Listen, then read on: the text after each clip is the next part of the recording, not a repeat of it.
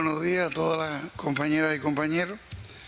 Vamos a comenzar la jornada de hoy con una conferencia magistral que será impartida por el doctor Emmanuel Wallon, profesor emérito de la Universidad Paris Nanterre, Francia, con un título sugerente: La fábrica de auras, la obra de arte en la era de su disponibilidad digital.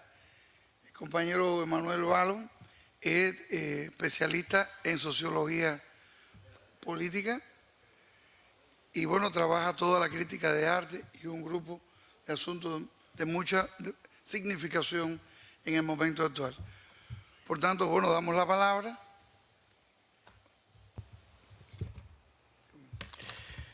Muchísimas gracias, mucho gusto. Je vais parler en français et je remercie d'avance les interprètes et j'espère que vous pourrez retrouver après, si nécessaire, la traduction complète dans la publication. Il est devenu habituel de parler de révolution numérique pour évoquer pêle-mêle, sans avoir à en détailler les facteurs, les agents ni leurs effets, l'ensemble des bouleversements en cours dans l'univers de communication. Ah, il n'y a pas de traduction encore. Bon, on va reprendre. Ah oui, elles sont là. S'installent.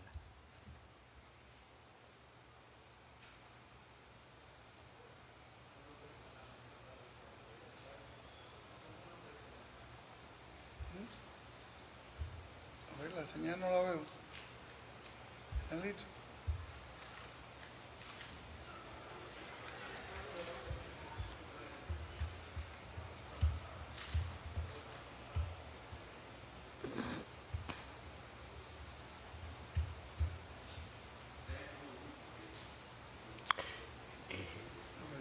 Verificar che loro hanno il testo? Sí, sí, sí. Sí salvaron, sí. Tenemos. El doctor Mucho gusto. Héctor Pardo. Sí, organizador general. Vérifie qu'ils ont bien la traduction, le texte, aussi. Sí. Vont avoir du mal. D'accord.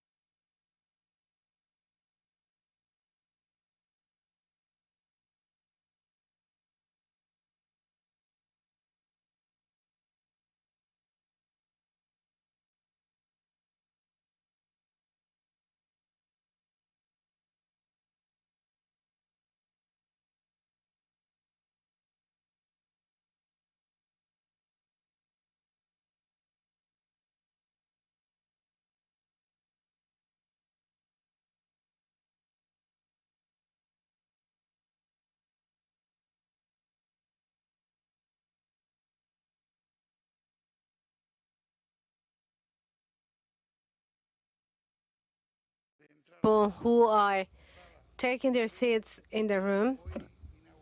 We are opening today the session with the master lecture by Emmanuel Wallon,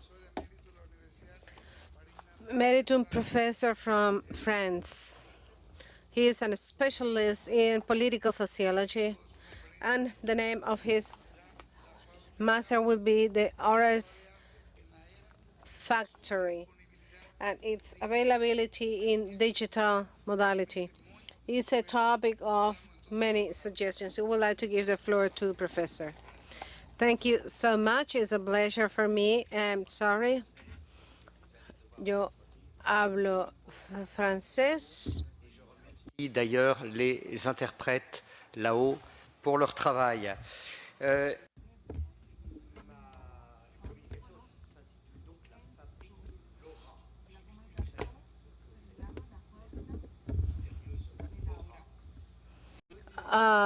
The name of this presentation is quite suggestive, and I'm used to talk about the digital times, to speak about the main factors and a number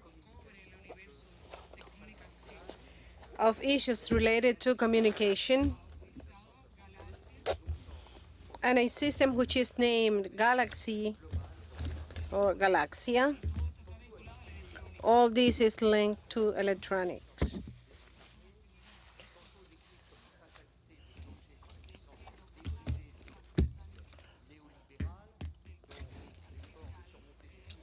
All the efforts to be made just to face the effect of neoliberal capitalism, we have to use digitalization as well. And it seems that it is also linked to the social problems we have in society. The context that gave great autonomy and a number of innovations. This revolution in technology, which is totalitarian, also counts on new forces.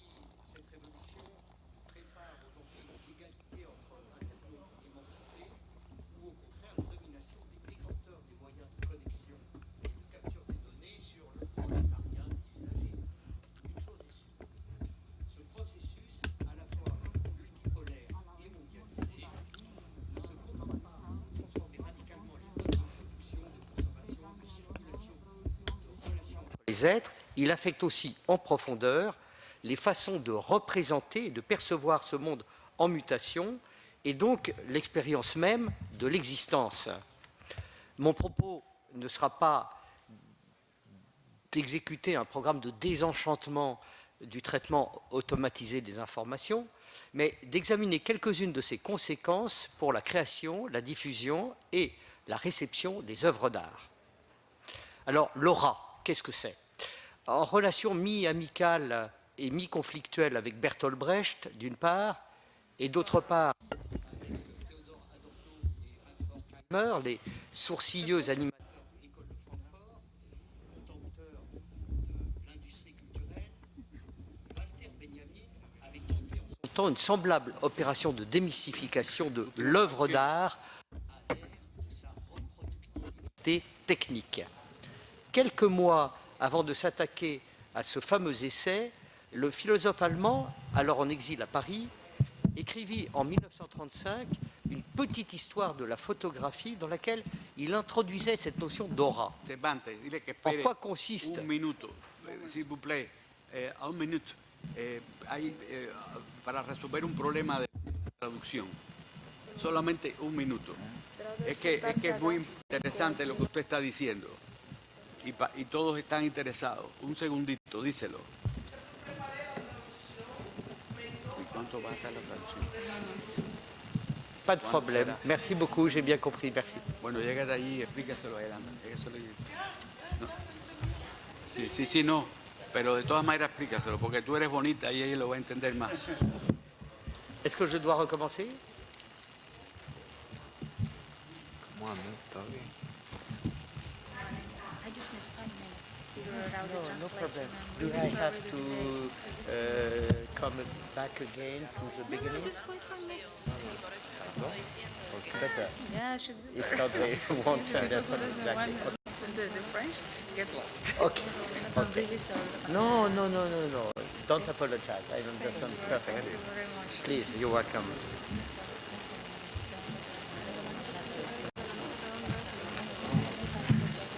Van a estar rodando a las 11 de la mañana.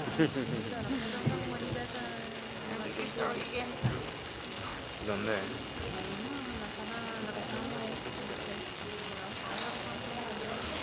Hay un programa. ¿Sí?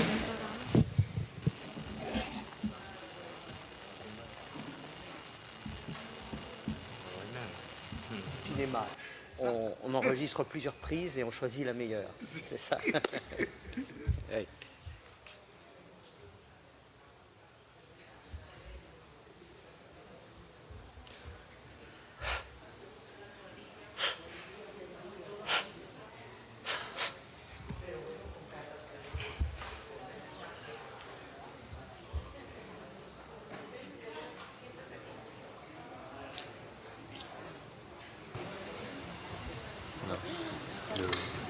Comenzamos de nuevo. Ils ont fait signe déjà? Sí. C'est vrai? C'est bon? On peut y aller? Oui? Sí. Oui? Ok, c'est parti. Alors on recommence. Bon.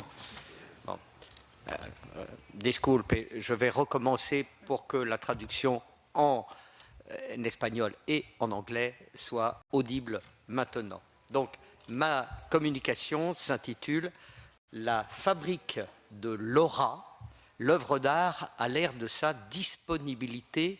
We'll be talking about the availability of digital versions for arts.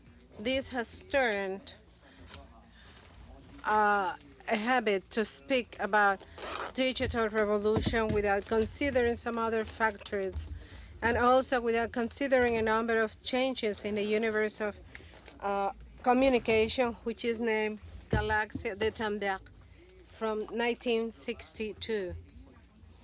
This is a global event. Génie scientifique désincarné, tantôt décrite comme une fatalité déclenchée par les puissances débridées du capitalisme.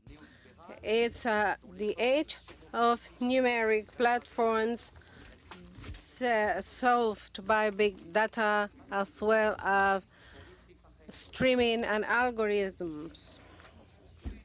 This digitalization, which is aggravating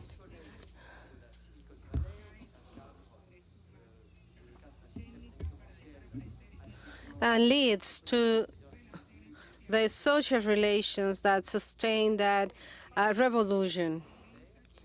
It starts with Silicon Valley in the context of a system that gives autonomy to individuals and also that makes this innovation much more expensive.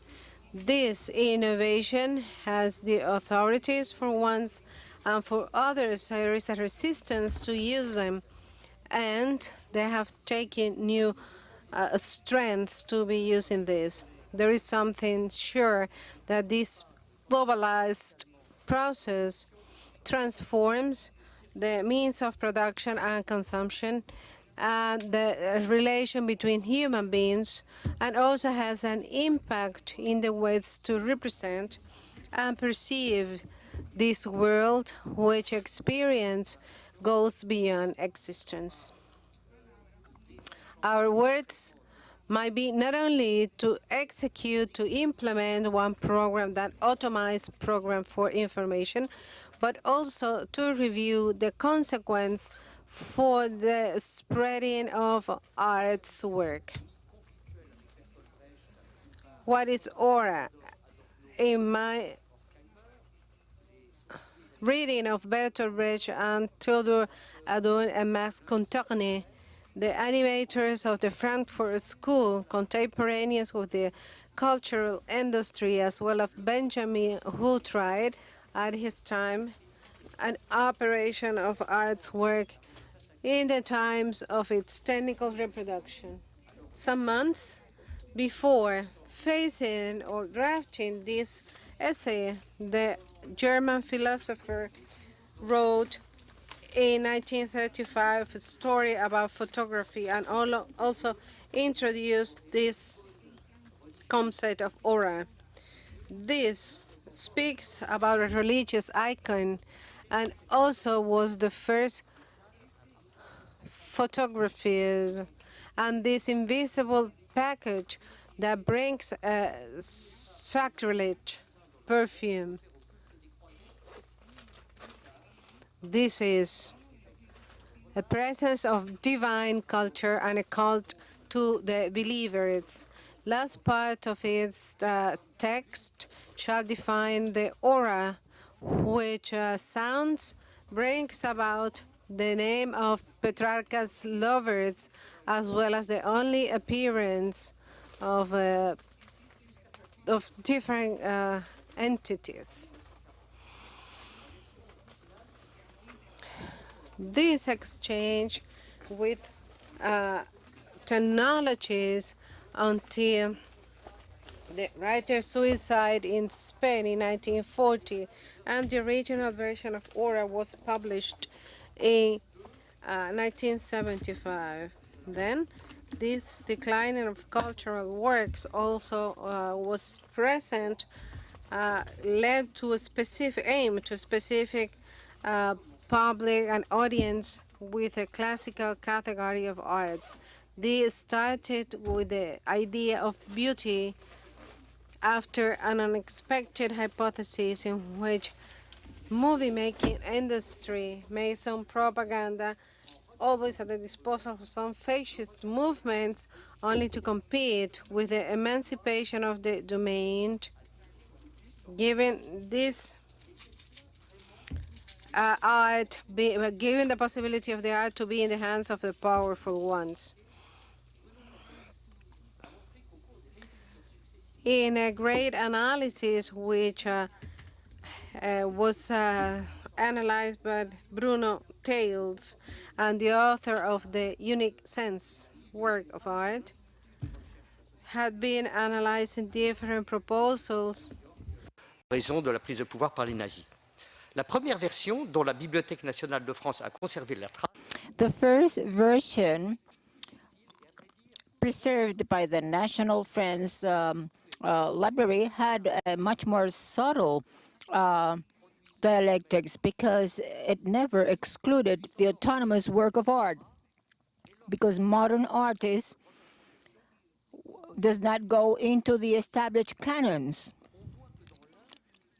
Ever since then, it was allowed to question the representations. On the one hand, you have the multiple things always changing, and these research regarding the photographic reproduction, which he researched. It is much more relevant, and the value of these works reflected the fact that it circulated at light speed. A first approach is necessary. These new concepts are applied to every creation of the spirit, every discipline at any time, today or tomorrow. Here we have Hépatite, Alexandre, Aristotle, José Martí, Eugène de Beauvoir, and others. Every one of them reflected their own concept of an image. So is the case for Cervantes and Shakespeare, but also Morrison, Rimbaut, which are accessible every time. You can find these in digital libraries. Among them, you can enjoy Picasso, Tintoret, Bourgeois, present in 2 dimensions in online catalogs. And in the case of virtual museums, these can be enjoyed in 3 dimensions. Jean-Baptiste, Claude Debussy, but also Lino, Ibrahim, Ferrer, and Gal Costa express that willingness to make themselves heard in this digital era. Many contemporary authors took part in the demonstrations against the banalization of arts.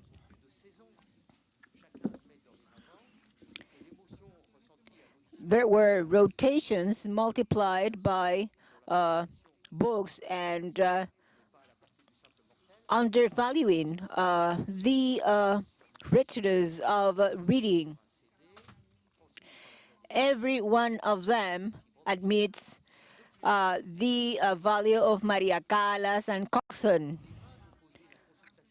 which is out of the reach of mere mortals.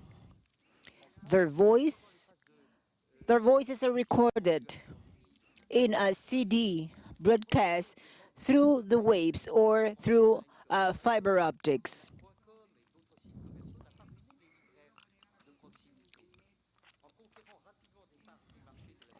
In France, all of these can be found in the internet. After the COVID-19 pandemic, the progression of sales of tablets and other online devices did not ruin the libraries. They very soon competed with videos, Netflix and others, Amazon's, Disney Channel. The lovers of music, dance, literature, and painting have expanded their visits to opera houses, libraries, cinemas. I mean, there is less complementarity among the physical and digital worlds. There is a third format, applications devoted to cultural productions have changed the formats. Today, they work as interfaces. You just open an account, pay a subscription, and leave in the server a purchase amount of your personal data. And users can feed up metrics with poets, video clips, films, all of them made with a cell phone. Protocoles, normes et standards imposés par la compagnie qui fournit le service, sinon à celle qui contrôle le réseau. Cependant, ce modèle participatif qui repose sur la collaboration de celle ou de celui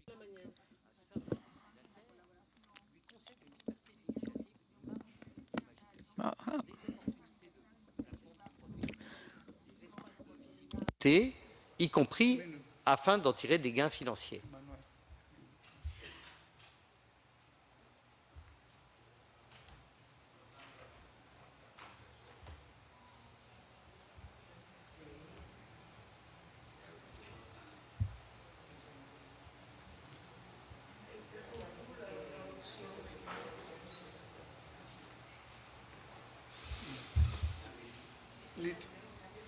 Je peux reprendre.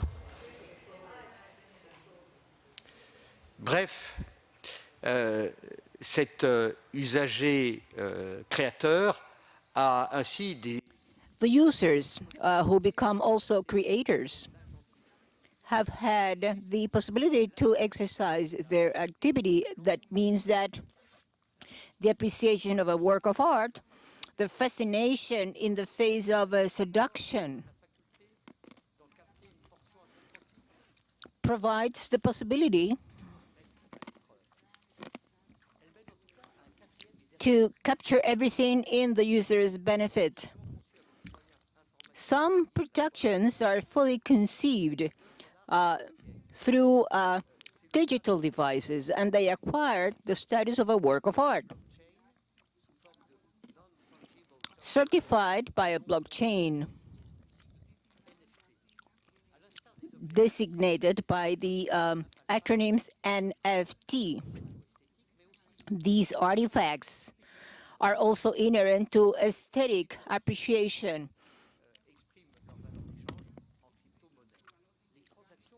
and artists express their value in cryptocurrencies. All of this has been happening as from 2021. Every day has established a record.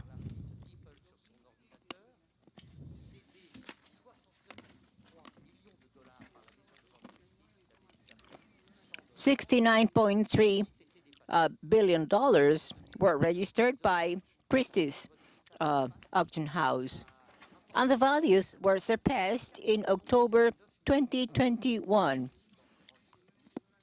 There was one work worth more than $92 million marketed through a website devoted to auction sales. A lot of people were able to request these work, and the artist promoted an NFT website.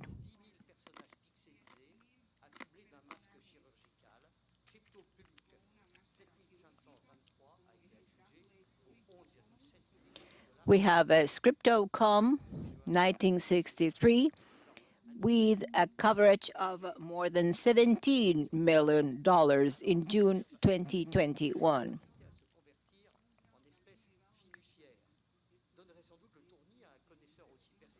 There is a high level of dematerialization of works, which will become, no doubt, a turning point among connoisseurs.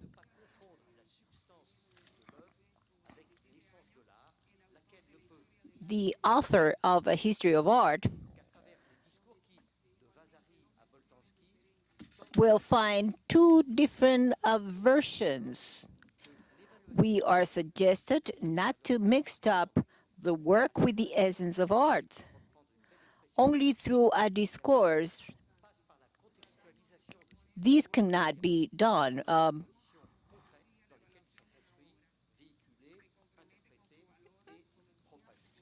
There is a market value and as well as an intensity value. There is an examination of the concrete circumstances in which these works are done and circulated. The digital revolution adds up several phenomena combined at different levels, and it is convenient to break down them for a further analysis. The main component is digitalization, namely, this digital transformation is done in different languages, and humanity can circulate text, can translate text to make up schemes. We have access to a better understanding, at least in theory. In practice, in France, 10% of the world consumption of electricity is absorbed by these digitalized works. This capability of storing these files add a new commercial value.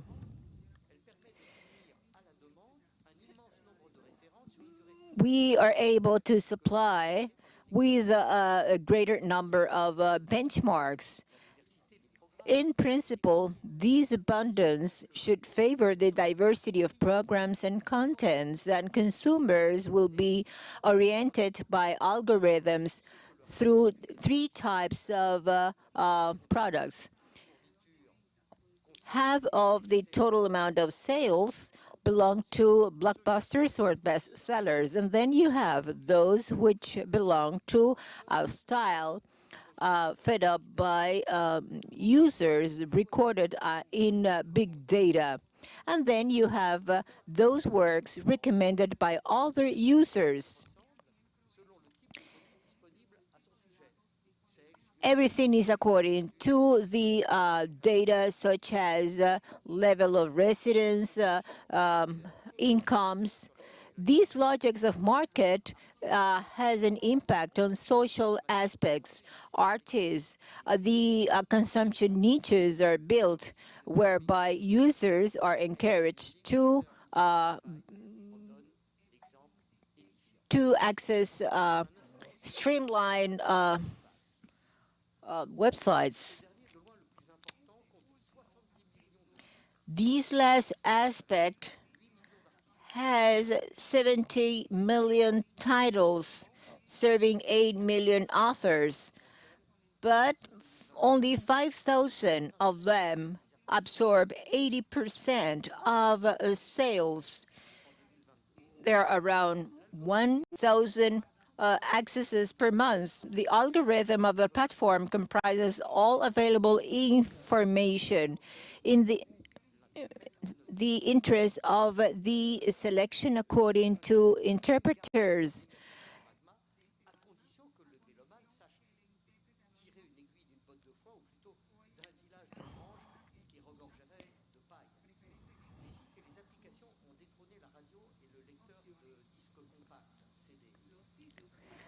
The websites and applications done in platforms and disks are present in publicity, and incomes or revenues like that of Spotify offer a very beneficial rate, 10 euros, to attract more clients and be able to focus on a bigger amount of data. Services have an impact on the copyrights. The percentage of revenues reaching out to artists created by these is lower than the ones done by civil societies on TV programs or radio programs. The false streaming is used to artificially inflate the performance of any given title and to upload it into the net to be able to charge greater dividends. According to a study in France, manipulations detected represent between 1 and 3% of the access. The transformation of markets require legal responses. The European guidelines try to regulate traffic by establishing quotas of non-English speakers, as well as the regulation of works that is distributed online. That is the same situation in private radio stations and public services. Cultural industries used to be a spearhead of the Frankfurt School. They should now learn the lesson of the movement, replacing the primary and production and distribution. GAFON, Simophone, Amazon, TikTok, Instagram, and others gather different societies. Their supremacy is very often establishing certain oligarchies emerging from Silicon Valley.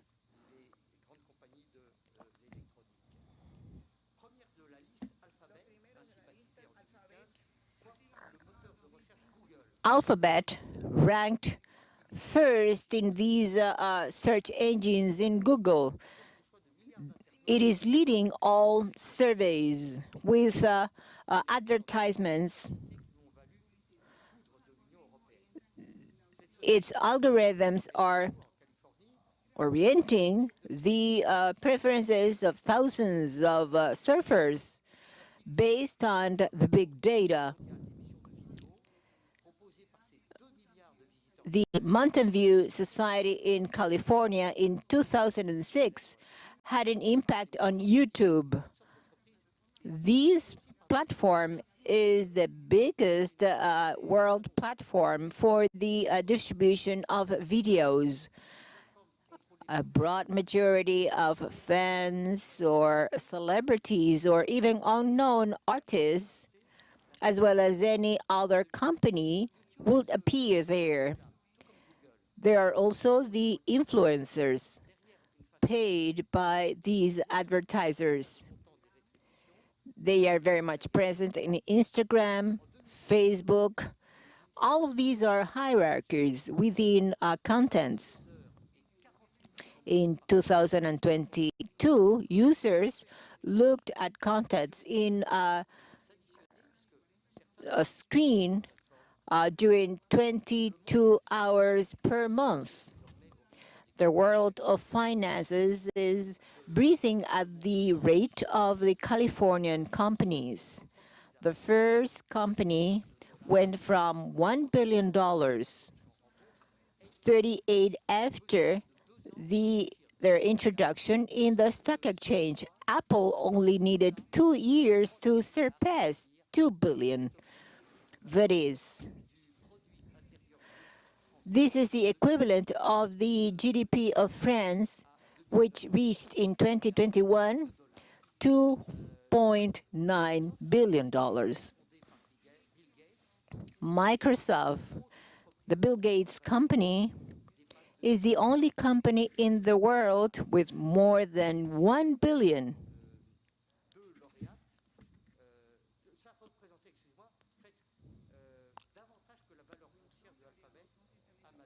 In profits, they market computers, programs, and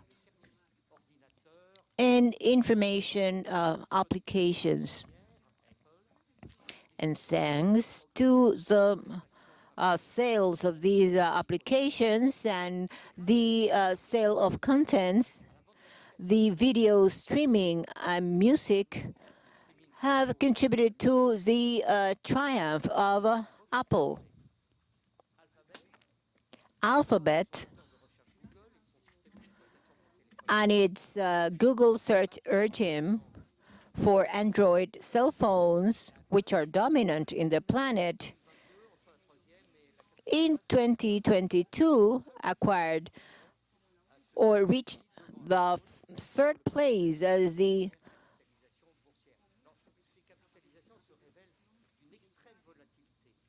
with greater participation at the stock exchange today. The difficulties in China regarding production after the pandemics have reduced trade in China, and Apple went below the 2 billion record. Meta ranked the 11th in this list.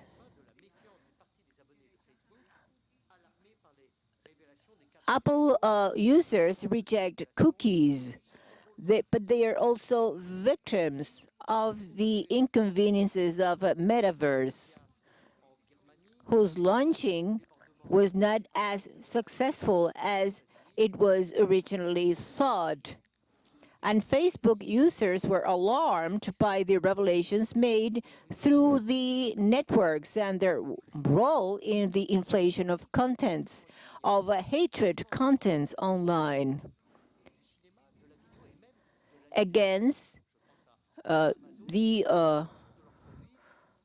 Rohingya in Burmania or Burma. This domination is about monopoly facilitated by the establishment of technical standards protecting the source code Apple and Alphabet, and thanks to a vertical scheme and ensuring control in many Amazon and Apple networks. There is a lack of adequate regulation in social networks. This goes on very fast. The promotion of a product has become big business. They encourage users to post their links with Facebook or repeat the tweets on advertisements of any new event, any new talent, or anything. This success includes controversies and scandals. Merchandising is a problem inherent to contemporary markets. There are artists, independent artists, creating their own mechanisms, trying to promote their own work. This is a case for rap. They lack intermediaries, and they are able to access a capital very much compatible with their productions. However, the expansion of these audience depends more and more on mathematic formulas. Algorithms about the TikTok performance is an example of that. This platform is exclusive to a Chinese company, ByteDance. $55 billion worth, according to the millionaire Bloomberg.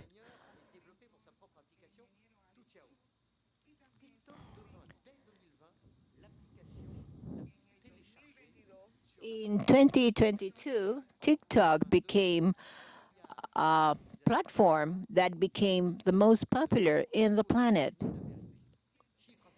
Hundreds of millions of users are based in the US. The growth of TikTok accounts for 45% since 2020. Children from 4 to 14 years of age have an account whereby they have 75 minutes per day to access to videos. Most of these samples are found in smartphones. The TikTok community use social platforms, showing that this world is part of a creation process, but they control it directly. According to studies, less than 83% of TikTok users have uploaded their own video contents. The Z generation are a majority. But more and more, they are permeating the younger ages. Creativity is also favored thanks to an assembly program provided by the platform, including sounds and other benefits to circulate musical contents. The ludic practice is also part of it. They feed and amplify the circulation of video among a greater number of users. And these contents gradually consolidates. Advertisement is sheltered in these platforms as part of these products and services. The production of a soap opera or a show can also be benefited as much as a cosmetic or a clothing line. The ByteDance users also promote their videos to attract influencers and look for greater audiences. The manufacturing of auras ensure success.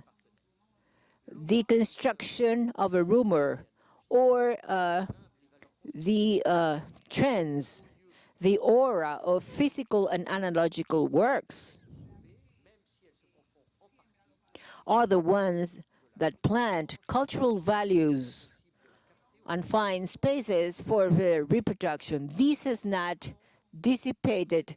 They are usually mixed up with the prestige of trademarks.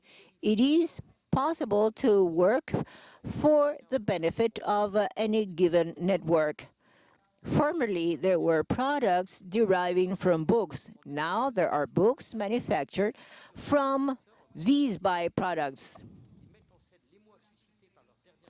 So was said in an interview published by Le Monde newspaper. At the Cannes Festival, there was a support to influencers. Readers pin their emotions on these new discoveries, either spontaneously or as suggested by a publisher. These surpass the impact of publishers in France. According to the Libération newspaper, there are more than 80,000 new users every year. Between January and September 2022, 376,000 accesses use the words such as TikTok very often.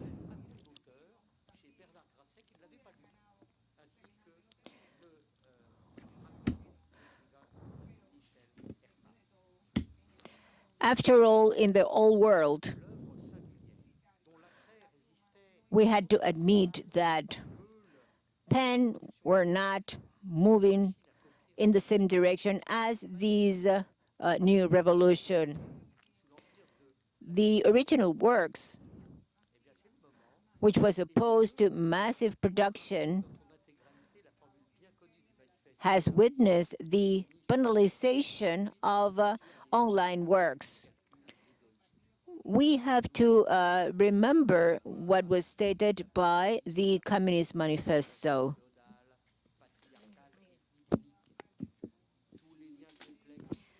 Power was conquered everywhere.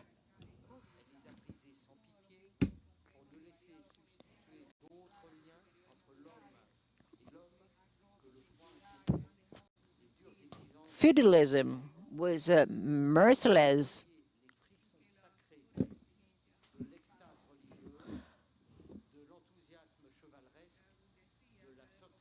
The bourgeoisie has got rid of these aura, which was considered as something very much respected. Doctors, lawyers, poets were all part of this atmosphere. Let's go directly to the end of the presentation.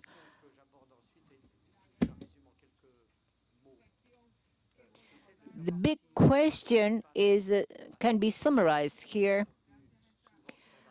Thanks to this proliferation of contents in the internet, the solution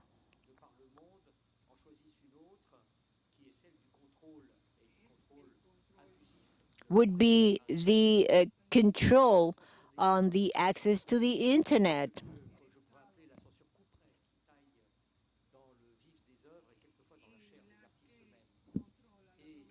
The state should be the one that controls the production of artists.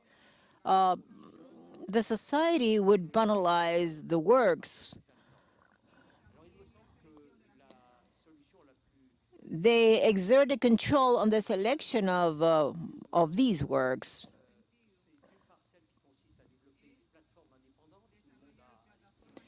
We should develop independent platform. Wikipedia is one example. To ensure the production of books, this could be a feasible solution. Libraries could gather thousands of books and promote alternative contents. I spoke about Cinetech, a website where we can find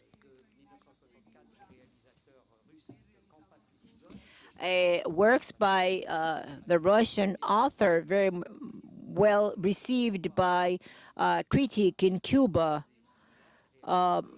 Today, we can see this film, I Am Cuba, Soy Cuba, which he produced, which you can see only at the cost of €3 online. And with this, I will conclude.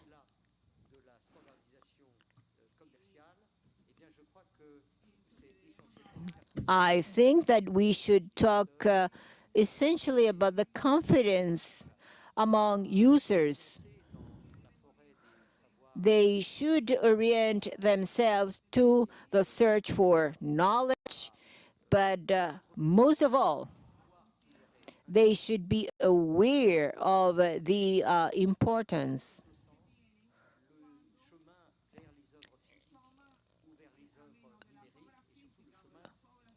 inherent to the access to digital works. When I speak about digital works, I mean there is a digital and a material nature in it.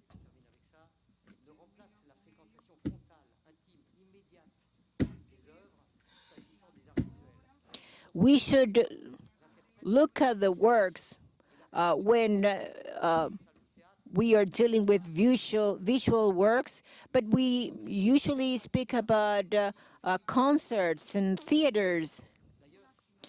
There is no reason whereby we should sacrifice these at the expense of others.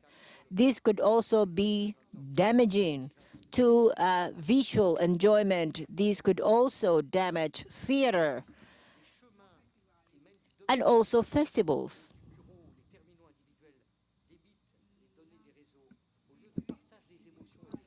Individual differences to share emotions are various. We have to encourage all citizens to take knowledge through different ways.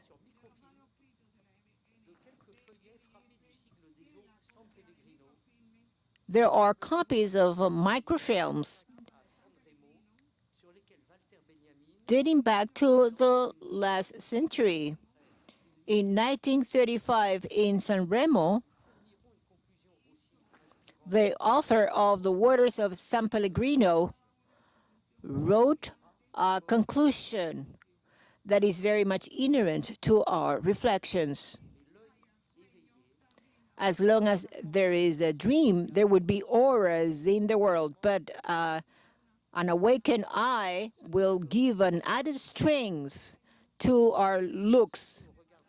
We should not put down our dreams. Quite on the contrary, only by having a look at this, we will become really strong.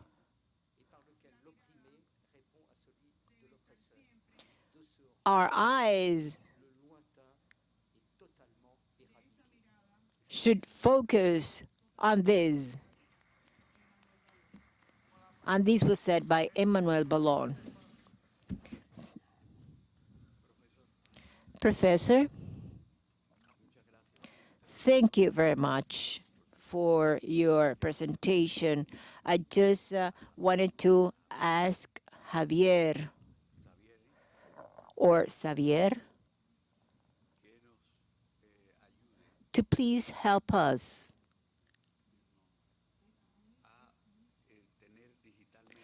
to have a digital copy of your presentation in order to include these in the memoirs of the event. Okay, I will wait for that.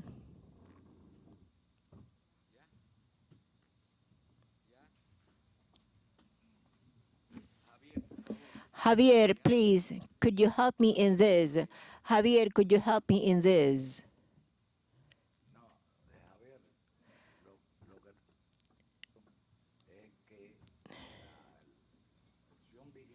The digital version of the presentation, please convey it to us in order for us to publish it later. This is our request.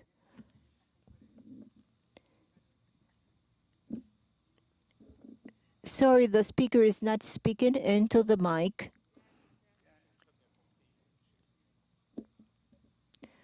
The speaker is not speaking into the mic. The mic is off. Your presentation is very interesting. Most certainly, there would be 1 million questions asked about your presentation. So, as for me, I am really grateful for your presentation. And allow me to reiterate to you our interest in publishing it in the memoirs of this forum, which will be circulated among the universities of the whole world. And if you can, could you please include your email address so that persons could directly consult with you some of their doubts and ask you some of the questions suggested by your presentation. I thank you a lot. This is a solution not to delay the conference too much, because we already started a little bit late out of technical problems. And it is a complex text. I am aware of that. I'm sure that these will provide a lot of references. It is important for each of you to draw your own conclusions.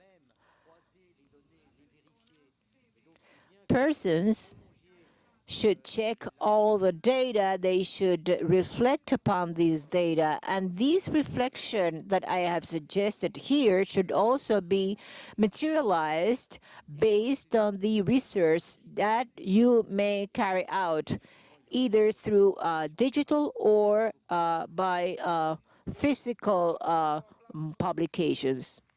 Thank you. Y también queremos agradecer. We also wanted to thank Javier, advisor of Dr. Torres Cueva. He has cooperated not only in the interpretation in this event, but also in other activities. Thank you very much.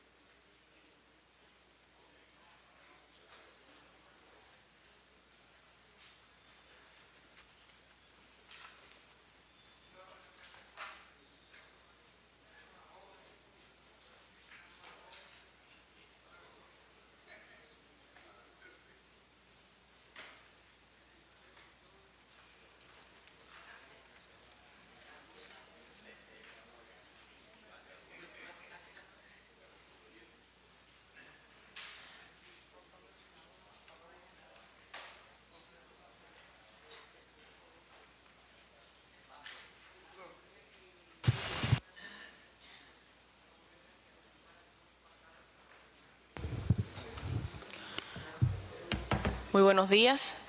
Good morning. Now we would like to introduce the master lecture from Philippe Olle Laprune, editor, publisher, and cultural promoter from France.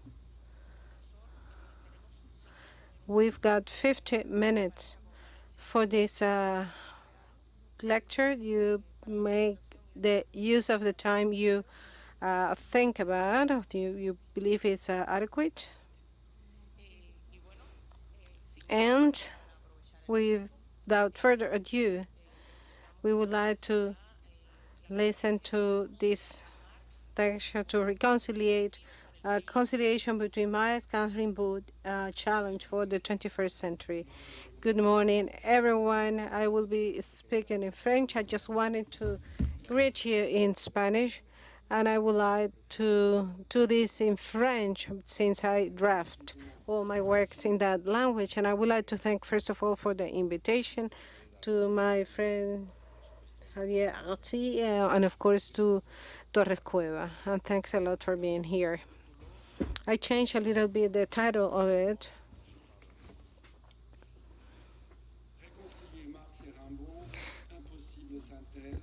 Conciliation between Marx and Rimbaut. Exemple de comportements qui ressemblent souvent à des tentations. Il y a un siècle, des jeunes gens se retournaient contre le réel, ébranlés par les horreurs de la Première Guerre mondiale, témoins de nouveaux apports de la pensée de leur temps et habités par un immense dégoût pour la société bourgeoise qui les entoure.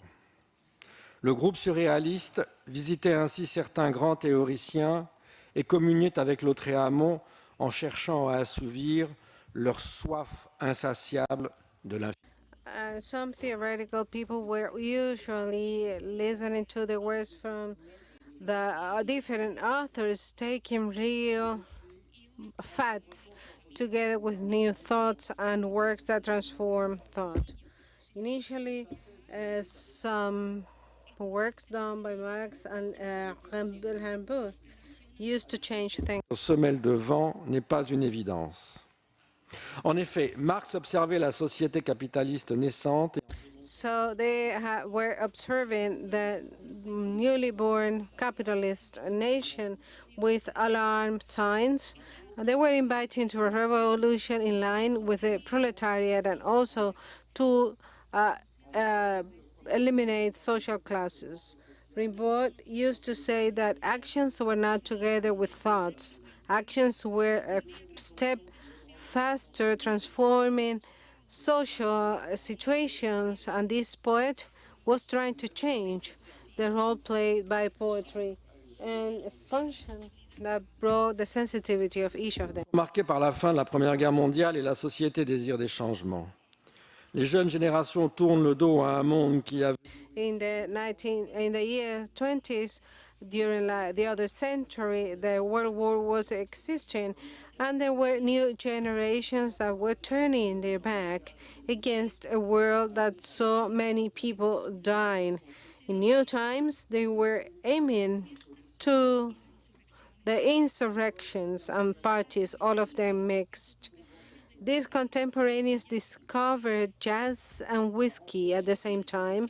Led by the American troops, many of them took a position of rebelliousness. It was typical of young people who were shocked by what they're going through in their lives. Communists were also rejecting this bourgeois society and their desire for destroying this society.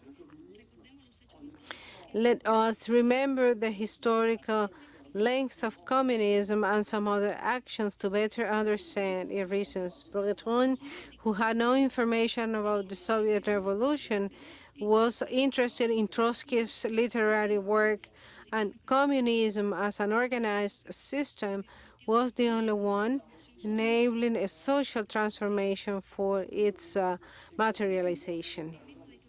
He said in 1925, communism is like the best substitute in a world for another one that never existed. As many contemporaneous, Breton contemporaneous said, they didn't understand the dimension of what was happening in Russia, but they were surprised, shocked by one fact. This revolution triumphed and communists were in power. For instance, Alan said that the Soviet Revolution is just a ministerial crisis. The funny thing about all this is that there was a role played by the Communist Party in France, and young people were in rebellion for a reality that they believe is just to have a wave, powerful wave, to enable a change in the way of thinking and a change in society.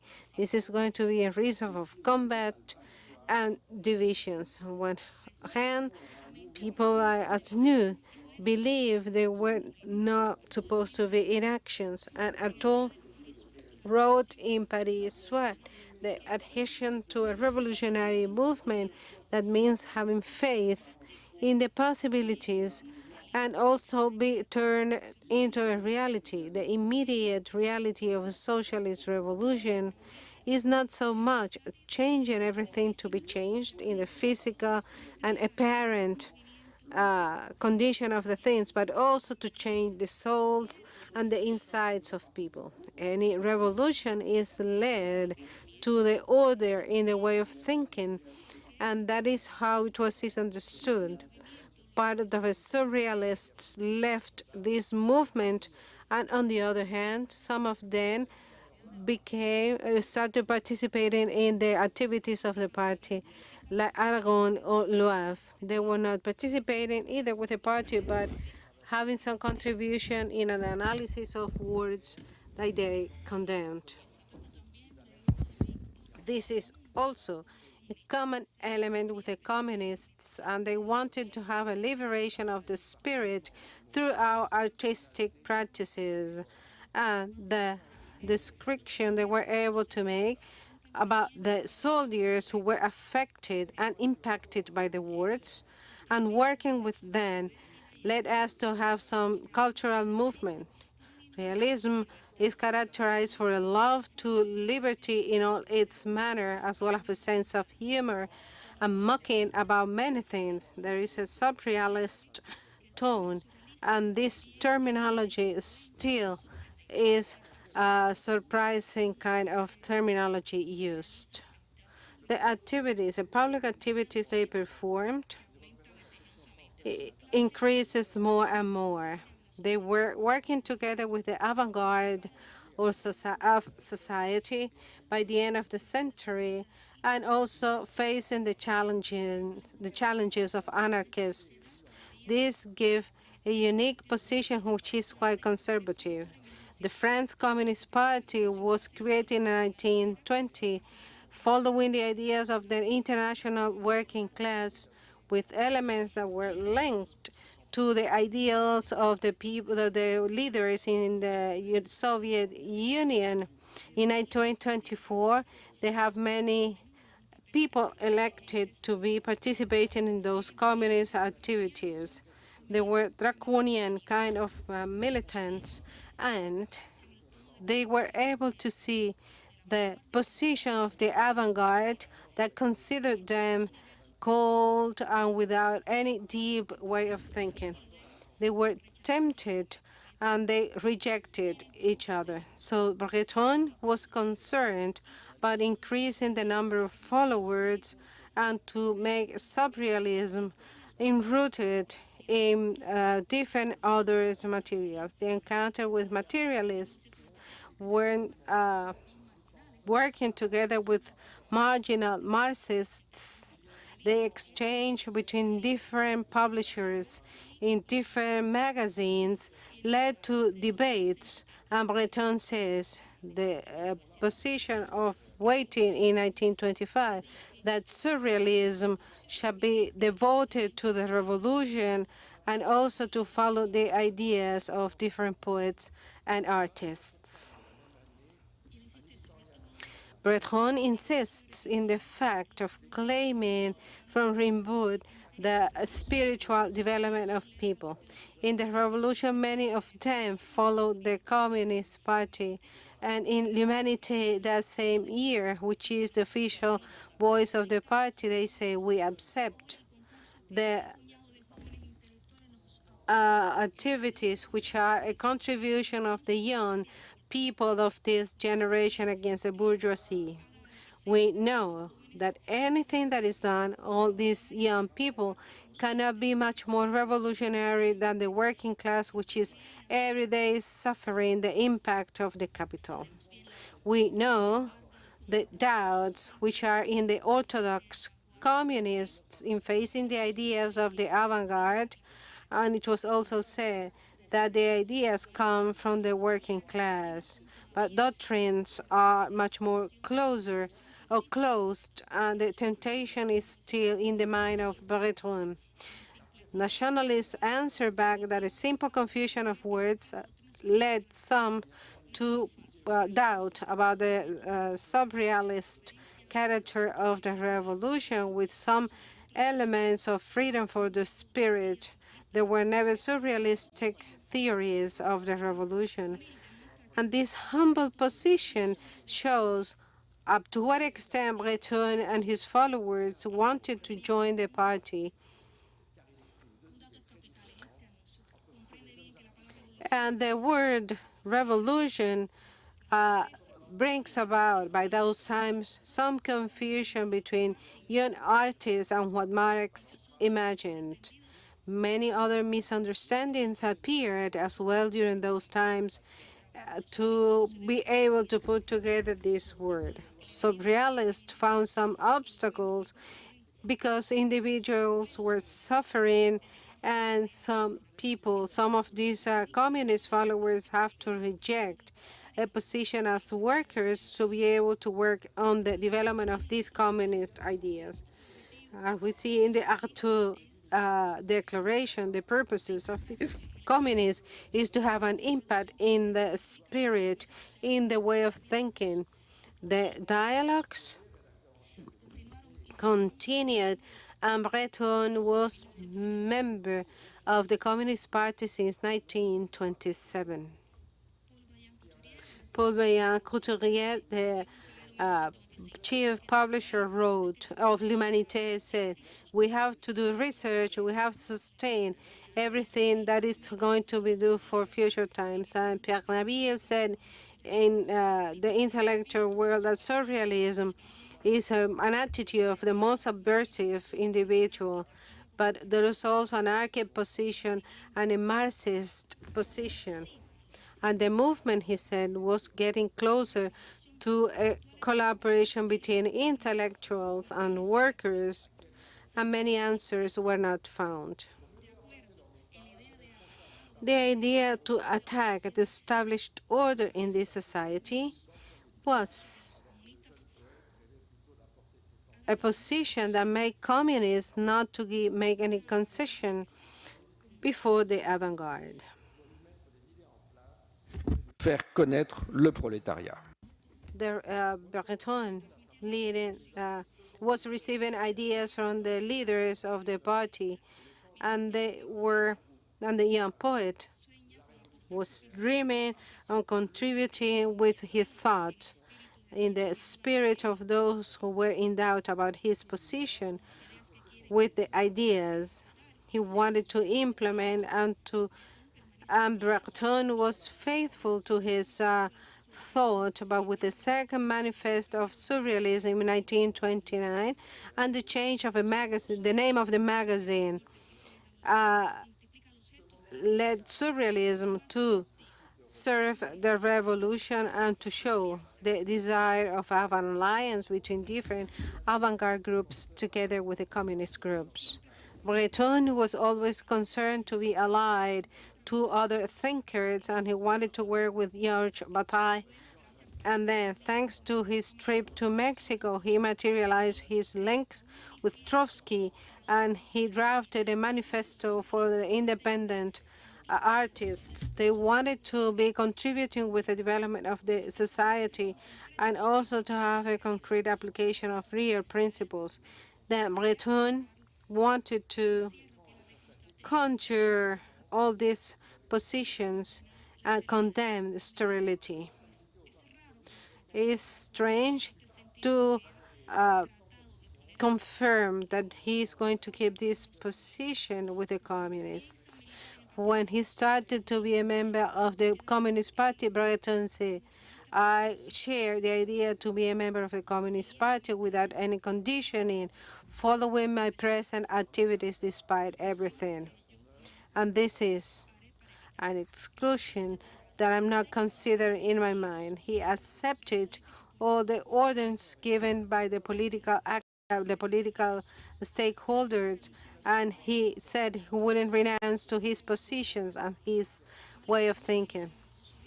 Breton was misinformed about the position of Bolsheviks when they were in power in 1917.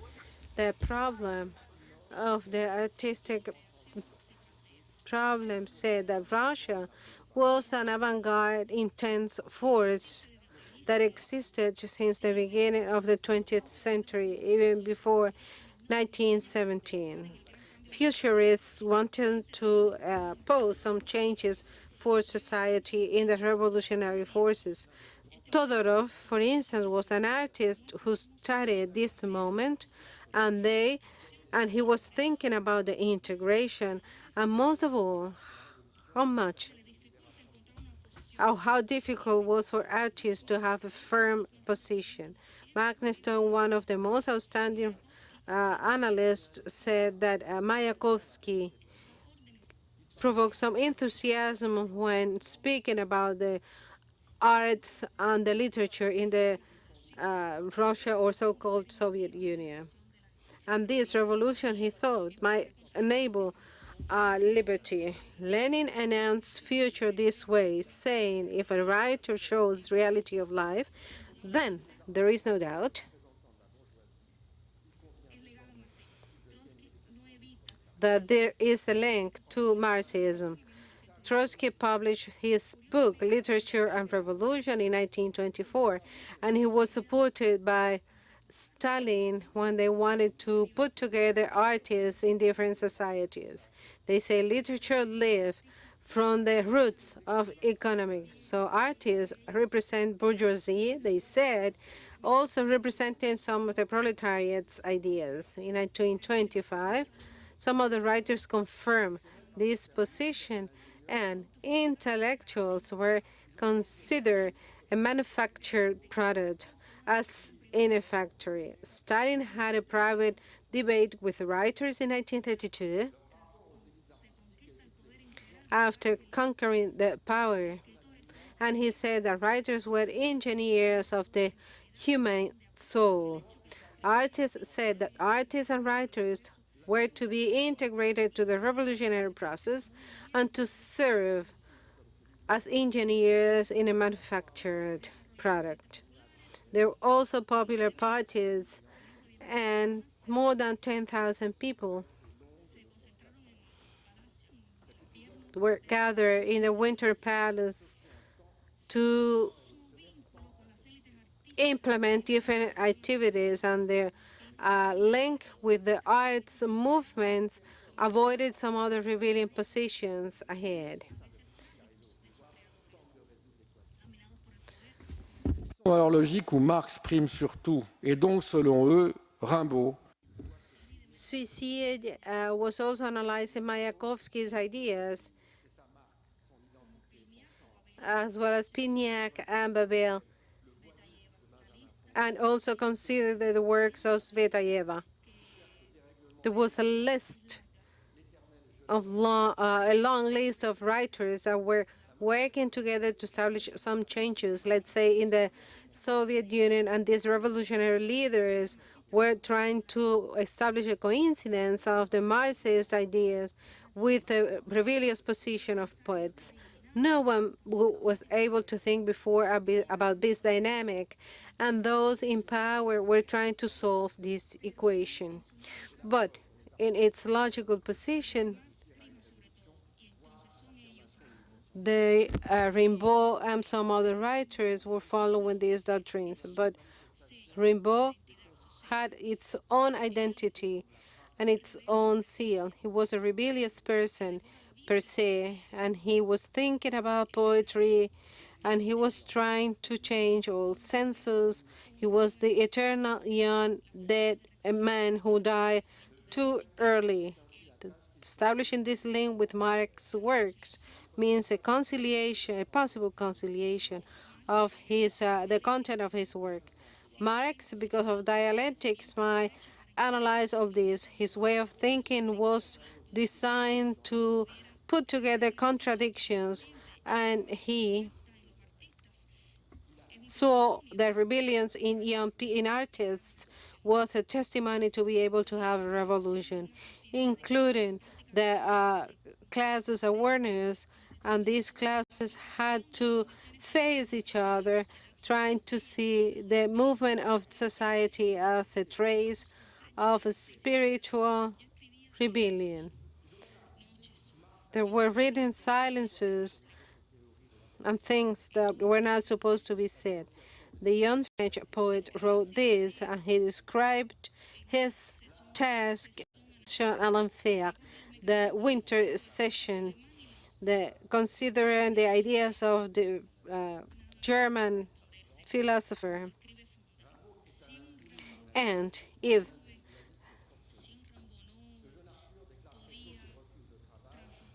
Rimbaut was not able to change the spiritual position, sets of art and position as well as this hunting, it seems to be that this is a terrible thing to see by those times. And in the artistic area, Marx wanted to find the position of the masses and the denunciation of the status quo, the need to lead the proletariats to the power, and his intention to participate. But Rimbaud, even when he was a fundamental rebel person in these riots, he also raised his voice facing social realities. Comme le dit Annie Lebrun, je cite, à savoir d'affirmer par. And as Annie Lebrun said, they have to say that poetry is an expression of awareness, and we are to consider the values upon which Western civilization is built, as well as a sensitive position as the unique moral stand.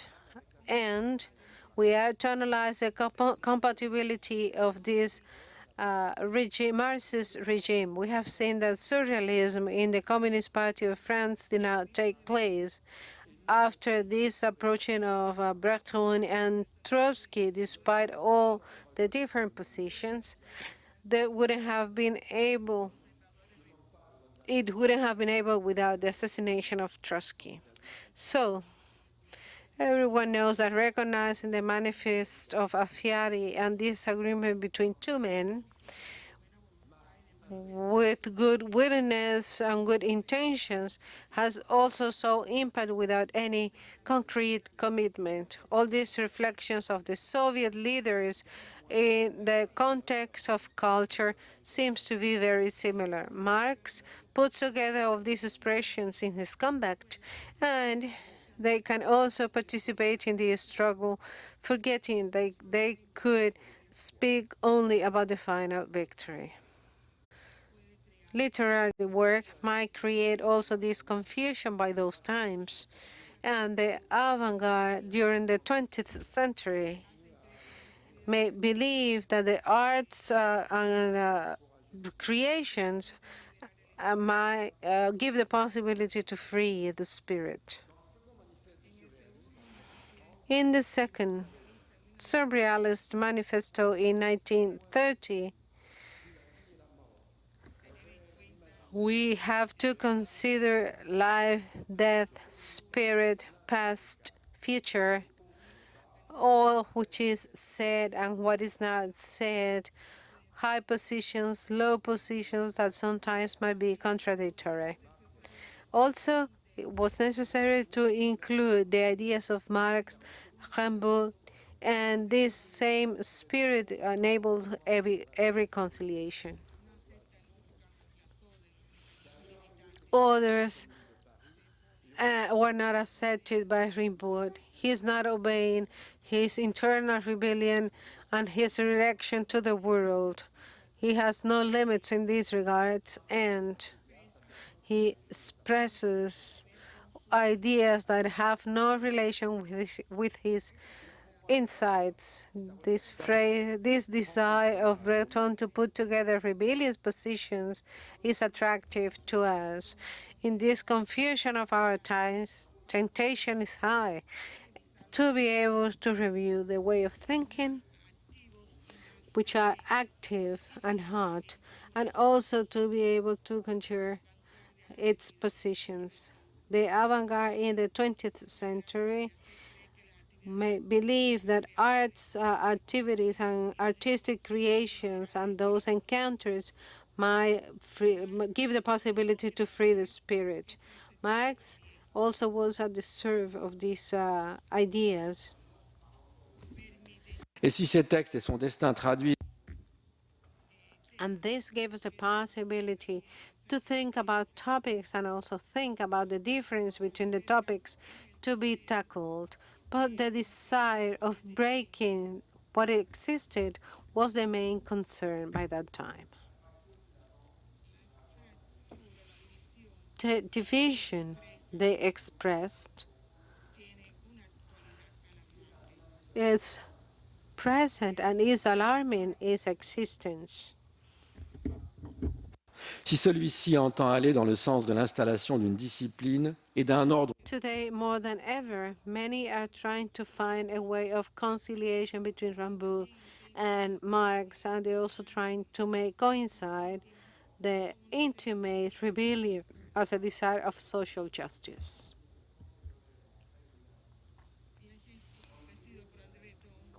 The position of Breton is still an alarming position, more that comes from different writers and artistic personalities to have different objectives as well.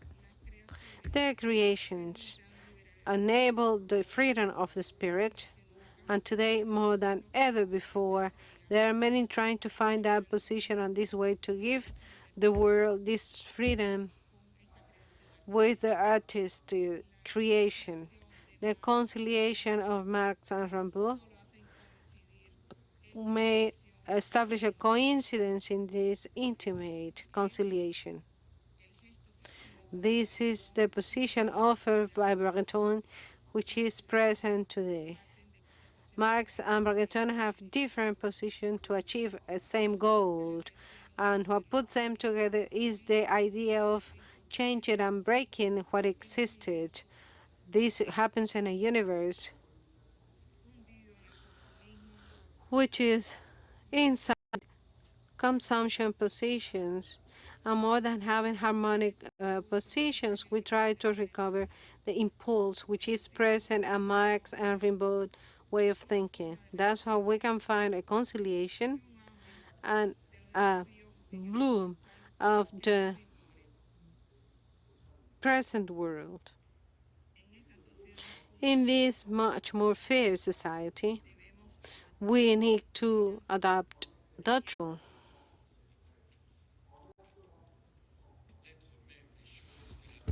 s'impose comme solution imaginaire, en ce qu'elle seule permet d'embrasser la totalité du réel et en même temps l'envisagement autrement, peut-être même de le changer. Il nous revient de savoir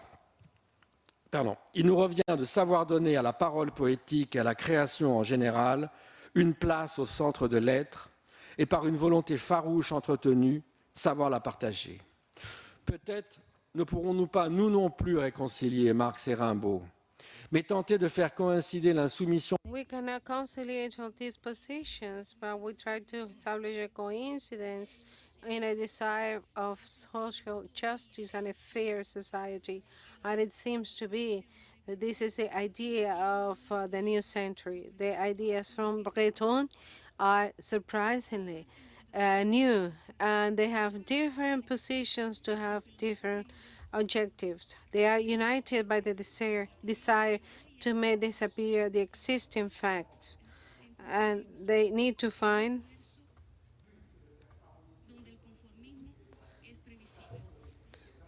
a common position. We are to recover these positions which are so far, and to be able to find this conciliation and promotion following the desires and challenges posed by the present world. Thank you. Muchas gracias a Philippe. Me alegra mucho. I'm happy to say that we have between 10 to 15 minutes to be able to have a question and answer rounds at this point. If anyone would like to ask or something or make a comment, and I would like also to take the opportunity and ask you some questions. So anyone would like to make a comment, to ask questions? Muy bien. Perfecto. Una. Buenos días. Good morning. Shall be the adequate space to achieve that conciliation? Could you achieve that purpose, that goal by the 21st century after so many discrepancies? Thank you so much for this question.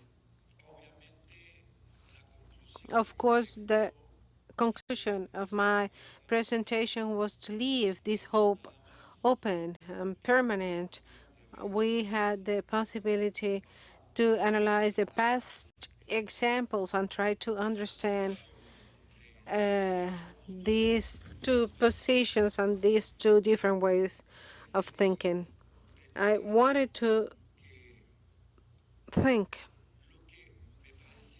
that what is urgent today is the impulse that those two 19th century thinkers had, and also considering this to formulate a possible way of conciliation, which is what we all wanted to witness. So I'm going to be optimistic, and we will leave young people to think and analyze this conciliation that we were not able to take to practical terms. But this is an open door, and I don't think that, things evolve like thoughts, and we hope that present world dynamics enables those changes. I believe the greatest enemy still is to be indifferent, to be forgetful about everything. And both Marx and Rimbaut leads us to a way of rebellion against the reality, which is what we can see in the 21st century. Thank you, Professor. ¿Tendremos alguna otra pregunta? Any other question from the audience? Profesor, ¿alguien? Por allá. Bonjour, je suis français.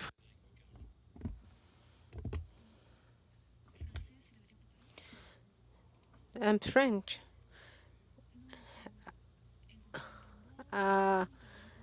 Was able to find some ideas about Rimbaud, Breton, but didn't see much of Marx in your presentation. Couldn't it be better to have a conciliation when you find the alienation, when you find this common line, there is a division? And I would like to bring to debate the works that have been done precisely to analyze the economic position of Marxism with all the works we have been analyzing as well. L'anthroponomie, un énorme enjeu d'articulation entre l'économie et l'anthroponomie. Est-ce que, donc, la question... And the articulation between the problems of young Marx and the mature Marx, and the project of emancipation, and that might be analyzed in the first position. So we need a new articulation. I believe that's a problem indeed.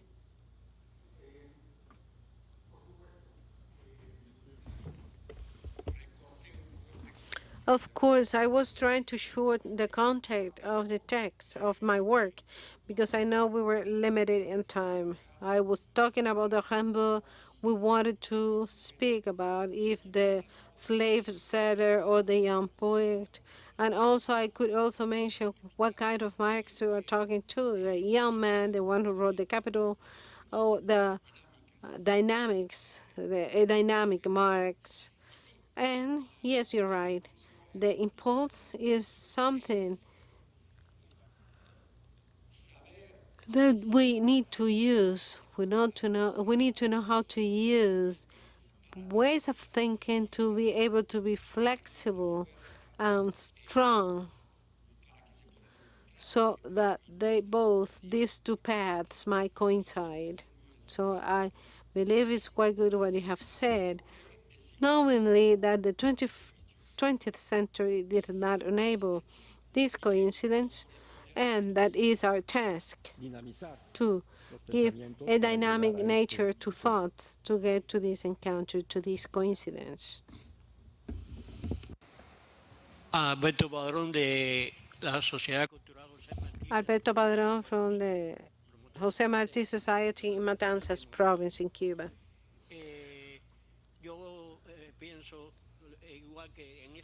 I think that in this same way, we consider that we should include in this approach the connection in present world, and also to realize that 19th century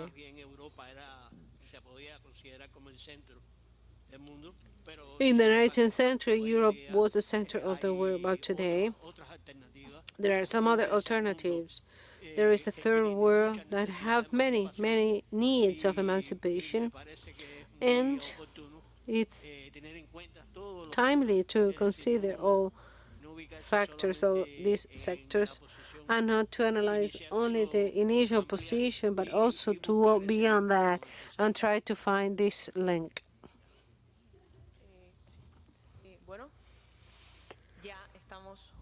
We are just short of time. We have time for break, and then we will have next speaker. And I would like to finish this space of thanking Philippe Olle, telling him that he has invited me to revisit the position of some famous artists, for instance, the proximity between Diego Rivera and Frida Kahlo, their approach to the Communist Party, and we have ideas to think about in our continent, and with the avant-garde and the influence of the revolutions in Europe and the role played in the artistic development of our continent. Thank you so much, Philippe, for being in Cuba, and thanks for the ones who have been present in these panels, and we would like to invite you to listen to the next conference.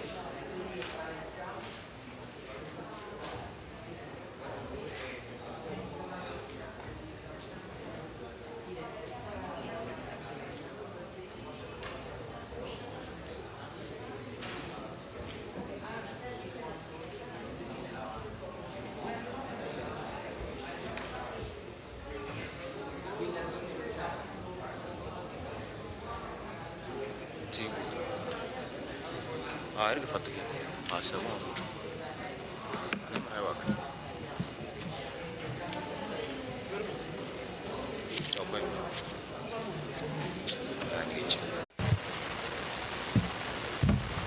Okay.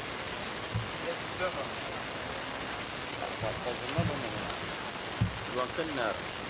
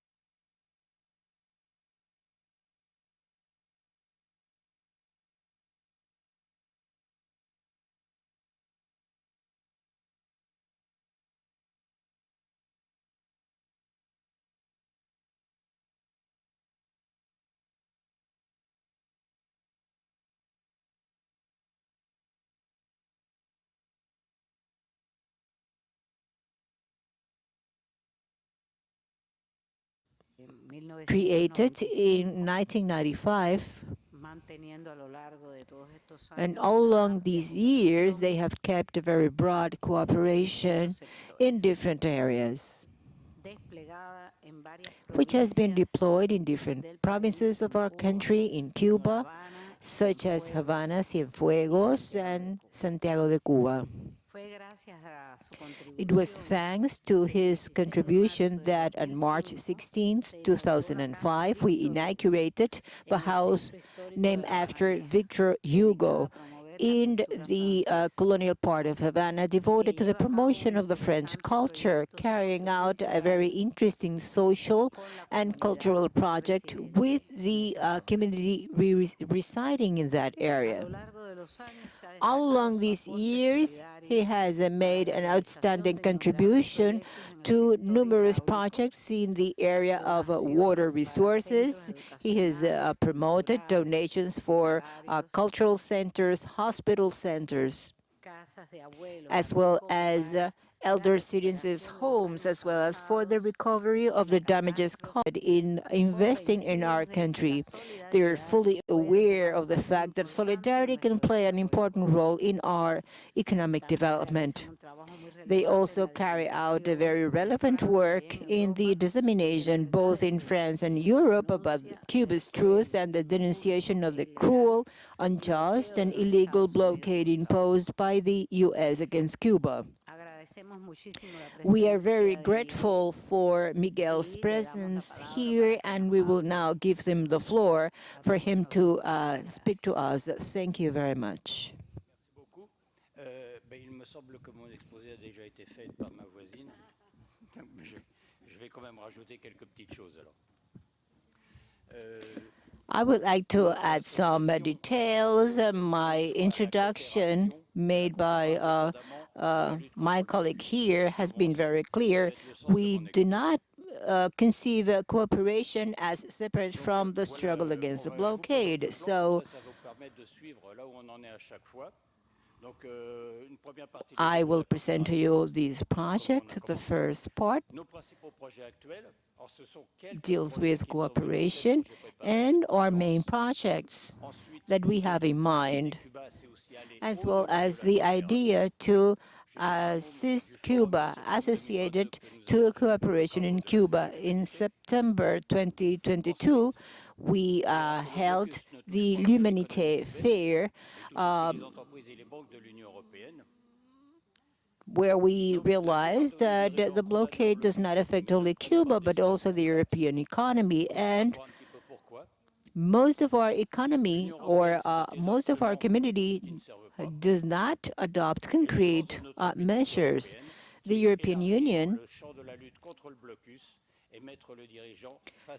has adopted several instruments, and we are seeing to it that our leaders are held accountable for lifting the blockade.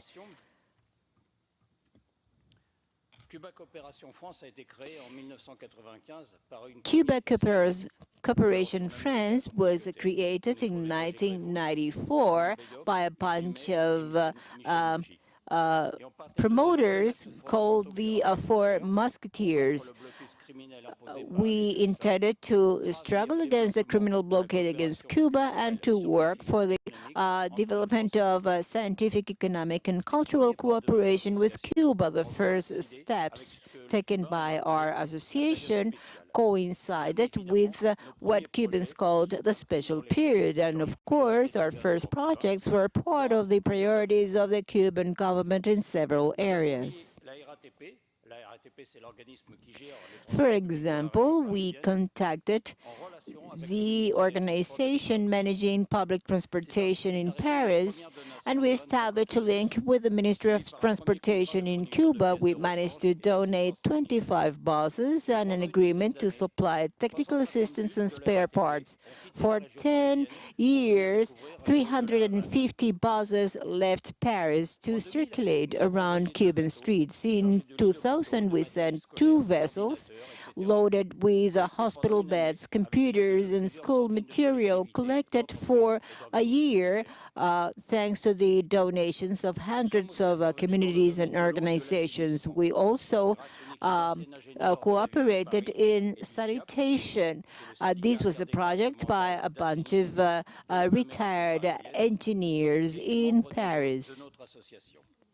They used to be members of our association thanks to cooperation with CIAP and the Veolia Foundation.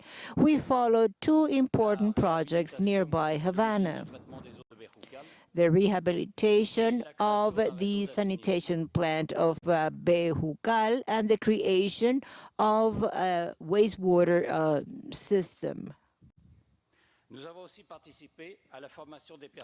We also took part in the training of the staff and the modernization of several analysis labs to analyze, for example, Havana's waters. The Havana's lab was one among the 10 best in the world regarding the quality of its work. We also took part in cultural projects with the help of historian Eusebio Leal. We worked for the creation of the Victor Hugo House. We rehabilitated an old house in the colonial part of Havana. The inauguration took place in 2005. This is a French and Cuban cultural center. It has a library devoted to French literature, a reading room, some rooms devoted to contemporary art, and some halls devoted to Victor Hugo. We also teach classes in French language. As you know, Cienfuegos province was founded by French in November 2005. The UNDP,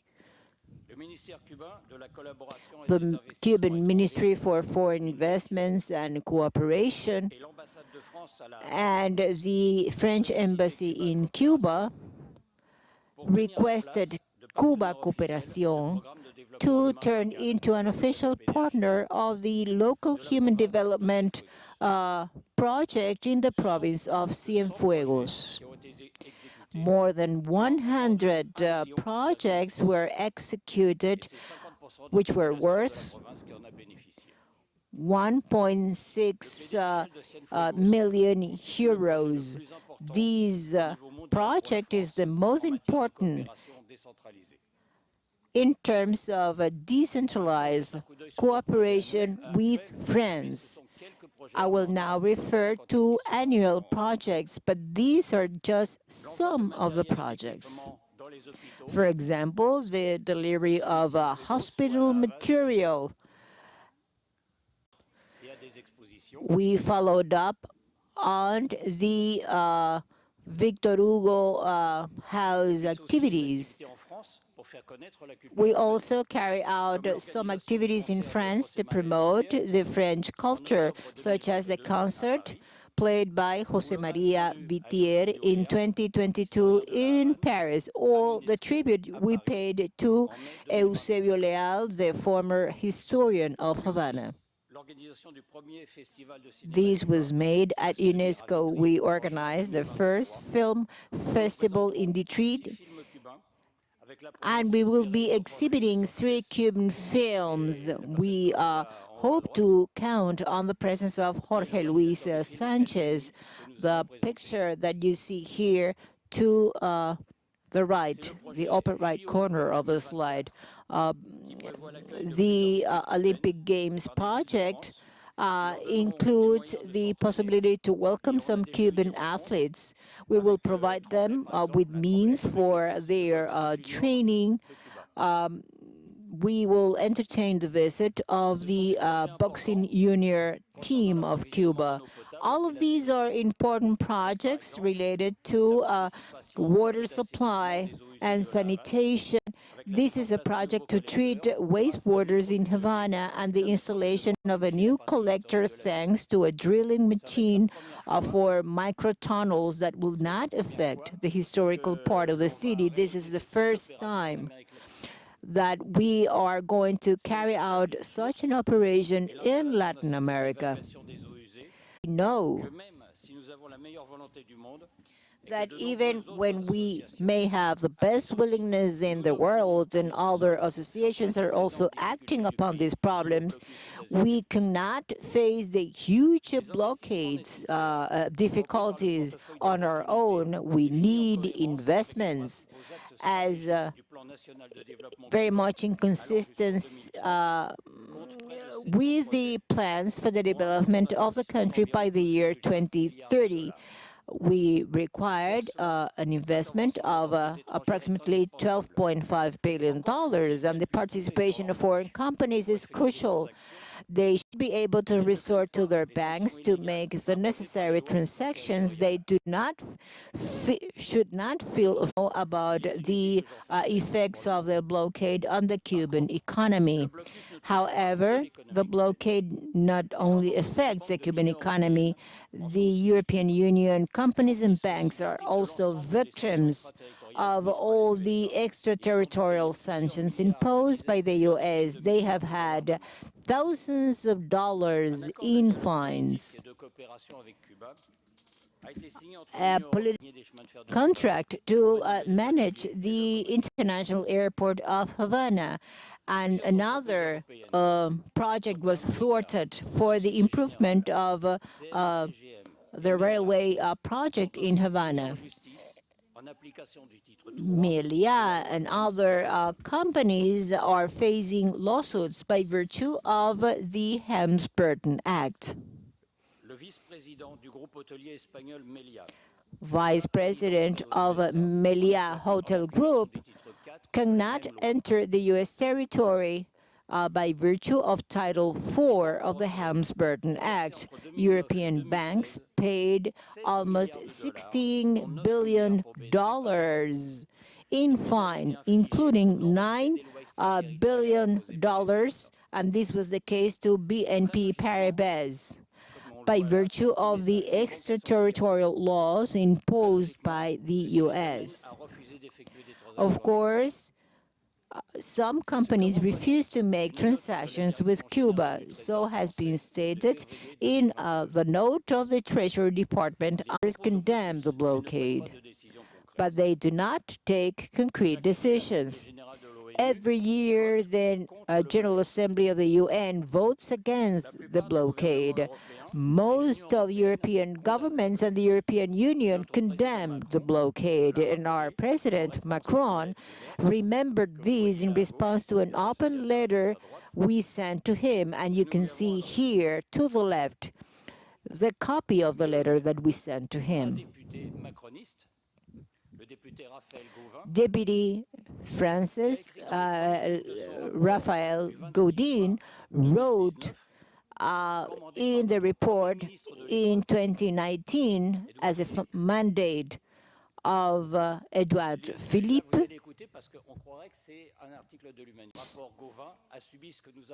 This report has not been very much covered by the media. This is what we call in France the vertical classification. Edouard Philippe is the Minister of State, but the one that really governs in our country is Emmanuel Macron. Let us put these characters in context. He used to be the Minister of Economy, and let me tell you some cute words, because this episode symbolizes the double standards of our leaders. In 2009, Allison, I will refer to this matter because it is a little bit complicated. Let me simplify it. A high executive of Ashton Power based in Connecticut, the U.S., and he was also a CEO of other Ashton branches. Frederick Perugia was arrested in the U.S., and he was incarcerated in the top security prison of Wyatt in Rhode Island. He could serve up to 20 years in prison if he was tried. Frederick Perugia spent 14 months in prison when he was released on bail on June 2014, on the same week when the French government accepted the acquisition by General Electric of the Alstom energy sector. In fact, the U.S. government intended to scare the top executives of Ashton, particularly its Director General Patrick Crom, in the context of an economic warfare. The purpose was the extortion for the payment of a fine, $772 million, and the purchase of the Alstom energy branch by General Electric. Meanwhile, Frederic Perucci was in prison. Patrick Macron, general director of Alstom, was in secret negotiating the sale of its company to General Electric. The sale could not take place without the signature of Macron, who at that time was Minister of Economy, because this was about a foreign investment in France, requiring the signature of the Minister of the Economy. And we wonder why Macron, Minister of Economy and future presidential candidate, accepted this sale, which deprived his country from one of its best industrial instruments in a very sensitive area. Of course, there is a financial aspect involved here. The upper names as those who receive the honoraries of that negotiation.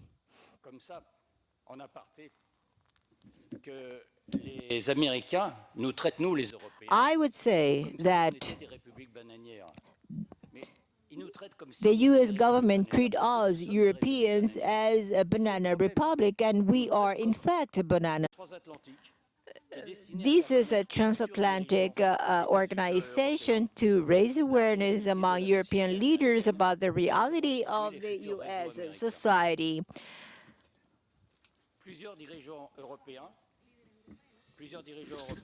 sont passés par German Marshall Fund, qui suit l'évolution de ses protégés avec attention et un certain orgueil. They speak about this with a certain pride. When Macron was at the second round of elections, German Marshall Fund was not shy to boast about the successes achieved by his former pupil. That is, he was benefiting the U.S. interests. The network of former GMF pupils are very much pleased about seeing Emmanuel Macron being part of the second round of elections of one of the most important elections in the country. Si notre président a été préparé, fabriqué, moulé, if our president was shaped up by the French finances in the interest of capitalism,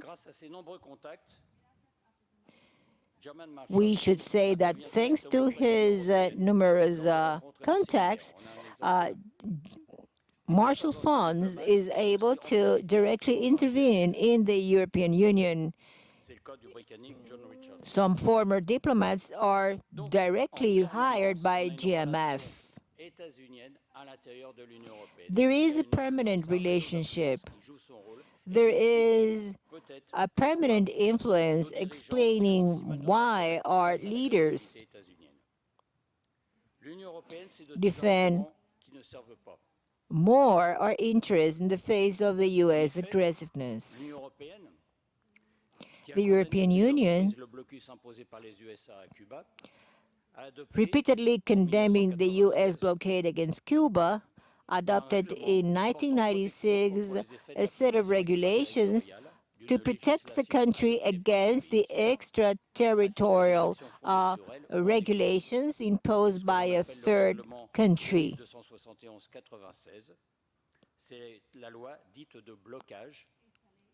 This law was part of Regulation 2271, establishing sanctions for European companies refusing to work with countries under American sanctions. But this has never been applied. There have been comments on the implementation of this law. There are companies ready to request termination of contracts by virtue of U.S. laws sanctions. Finally, a recent resolution of the Justice courts gave instructions to be followed not to be included in the scope of implementation of the blockade laws. We are still to see that the decision of terminating a contract is not related to the extraterritorial U.S. laws. Sanctions would be so disproportionate that they would rather abide by those laws.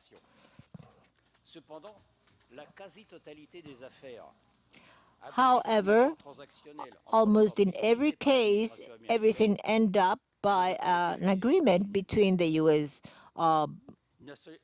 authorities and the targeted companies. It is no longer a sanction as such, but an agreement signed stating that we could not reverse that decision in case we decide to do so. An instrument implemented by Europe against the blockade against Iran, has been an experience of instex, showing the limits of these projects. At the end of the day, they only refer to foodstuffs and medicines, excluded from such a blockade. Our European request is about expanding the scope of the struggle against the blockade and to see to it that leaders are held accountable. We want to have access to a debate within the European Parliament for this to defend its companies and banks against the illegal extraterritorial laws imposed by the U.S. through the adoption of all necessary measures to enforce international law. The euro is used for 60% of export of the Eurozone. This gives a decisive importance to it as compared to the dollar, especially because the European Union has every means to impose reprisals in case of sanctions imposed by a third country.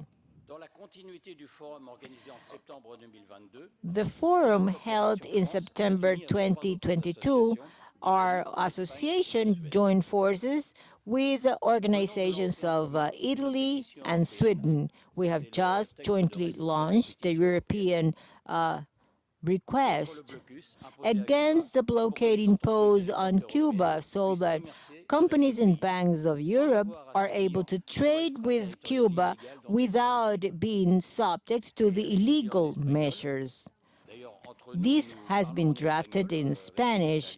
We speak in Spanish among ourselves, but now we have Italians and Swedish, and of course we also have Spanish-speaking people. But this project, this draft, was presented to the European Parliament.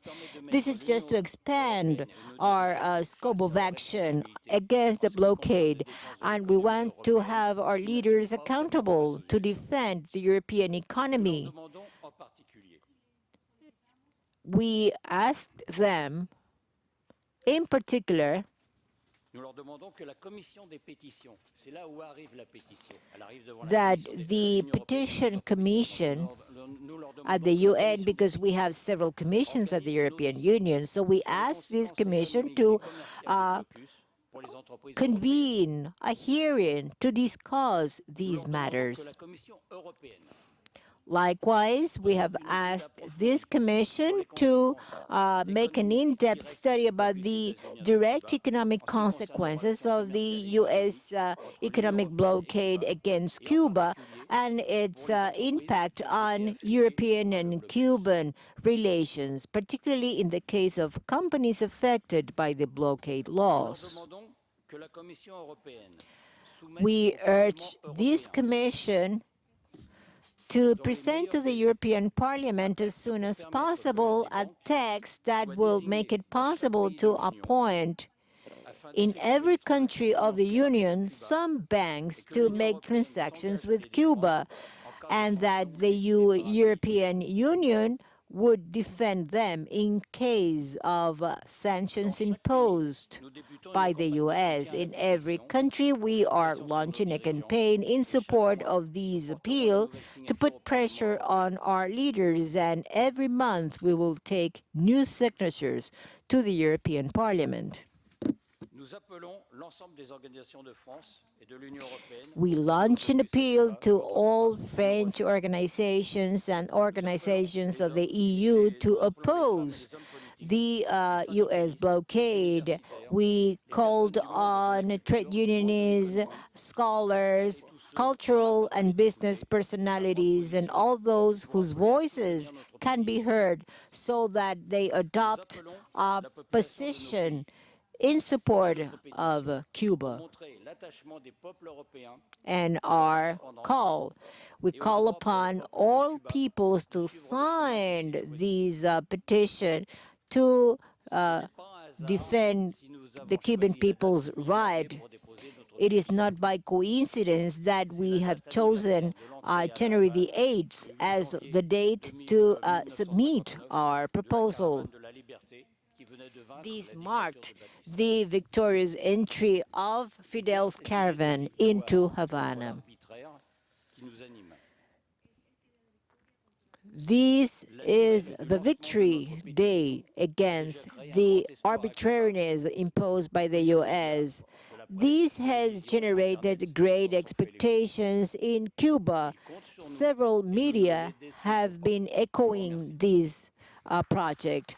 You may count on us. We will never disappoint you. Thank you. Muchas gracias. Una muy interesante exposición de los objetivos del trabajo y los objetivos de esta asociación. Y ahora le podemos dar la palabra a los presentes para realizar preguntas, intervenciones. Por favor.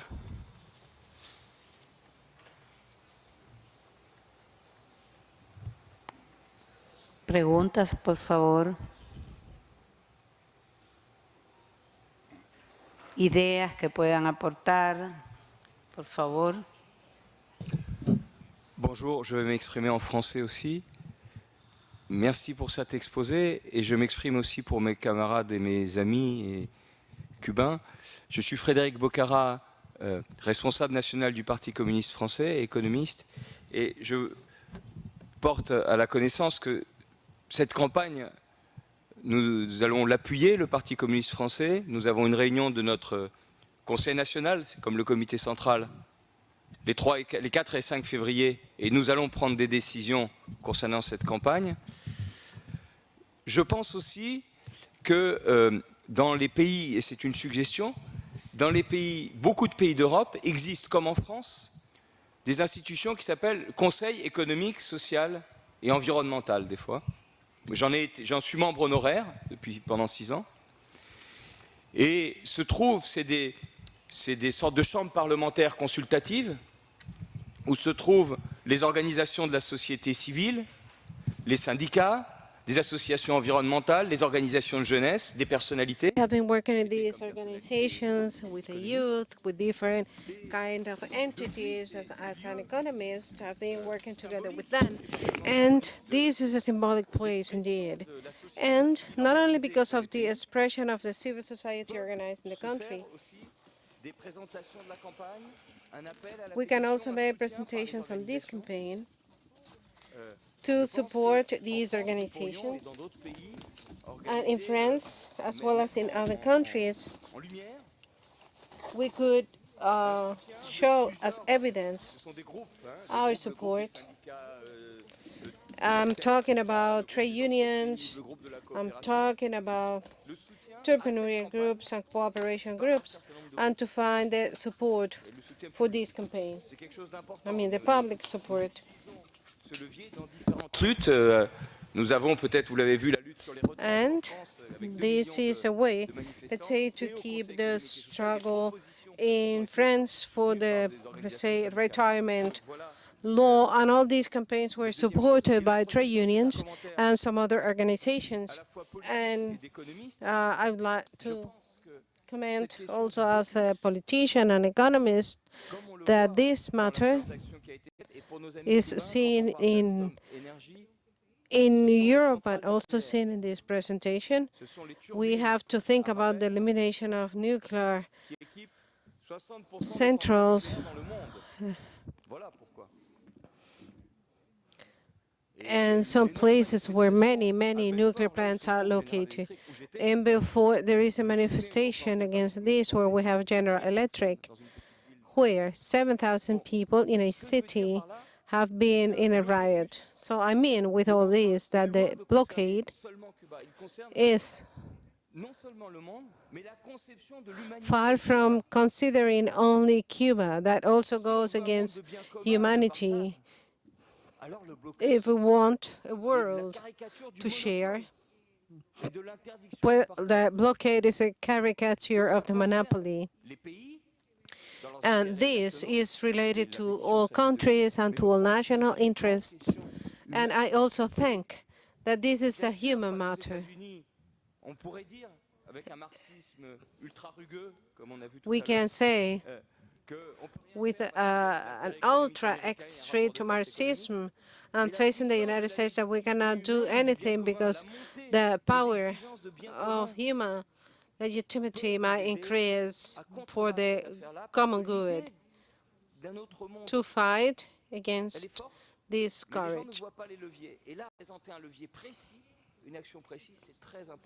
I believe people are to think against this instrument that has been established. And we know we fight for Cuban friends, and we can also fight for other involved forces.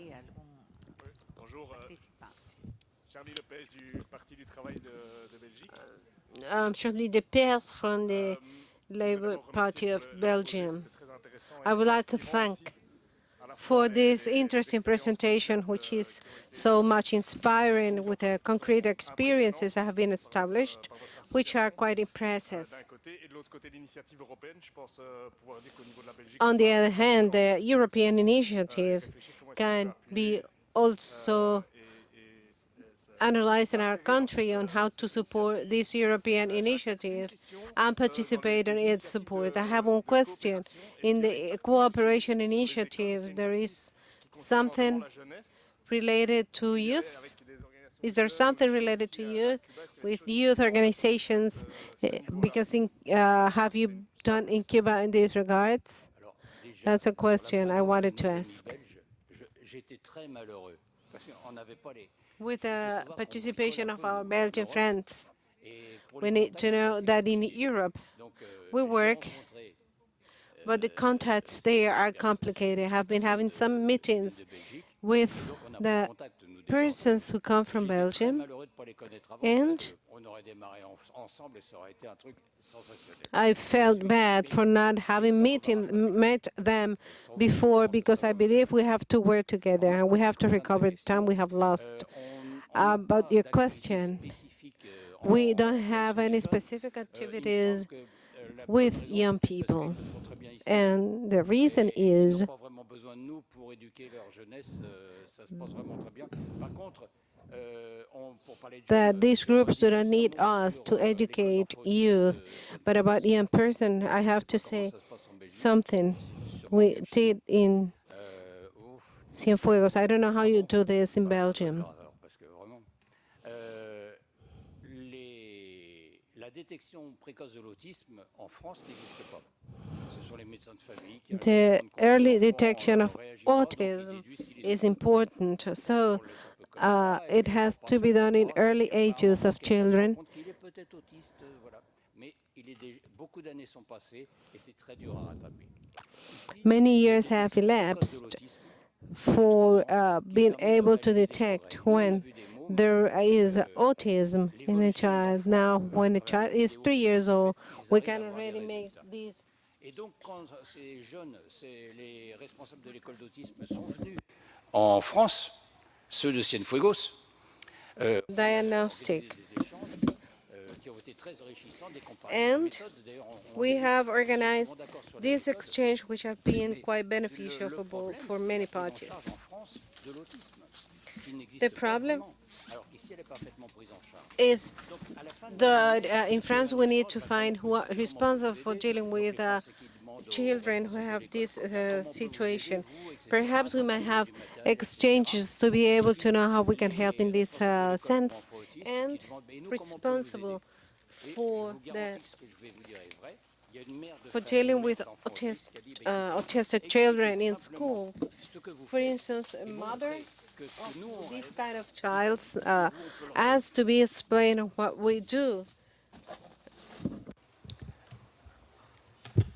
J'ajoute une chose aussi. And I want to say as well that in this presentation, and during the opening of this meeting, children with difficulties, and they showed so, can have normal life as any other child. Those are kids which are treated like others, and they have the scarf in their neck, as they are given to other children in this country, and this is stimulator for them. It's very good to see those cases in Cuba. We have many things to learn about this when we see these actions here. I'm Eline Gromir. I represent Deputy Castor, who works in the French Parliament. In France, when we have these members of parliament meeting, I'm a substitute, and I come here and I represent the deputy or the member of parliament. But I think the possibility of participating in this encounter, I believe, is a solidarity meeting, a meeting for people in the Americas, and I'm pleased to listen about the solidarity of France. And the member of parliament I represent is from an organization named Movement for Emancipation, of Politicization and Social Participation, Social Emancipation. And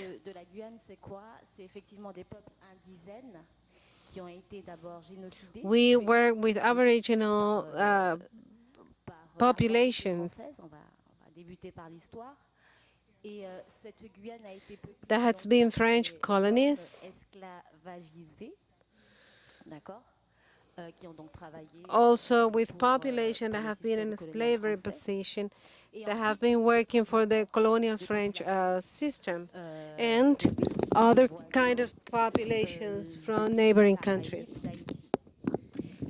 In countries in the Caribbean, in Haiti, for instance, those who claim the social emancipation and the possibility to make a decision about the future of these people. Because what you said is related to our struggle. So we have to let known our brothers and sisters from the Caribbean, from Latin America, that they are not to be resigned to live in this position, and also to tell them about the possibility of being able to have bonds with our countries, mainly the bonds with Europe. South America can, of course, have a link with our countries. For instance, for coming to Cuba, we had to travel to make many changes to be able to get here. To travel, we had to take cards, we had to take even boats. We went to Panama. You happen to have direct flights to Paris. The countries around us, they have to make a long, long travel to get to this country. And this has a consequence because we cannot have exchange with countries who would like to. It has an economic impact because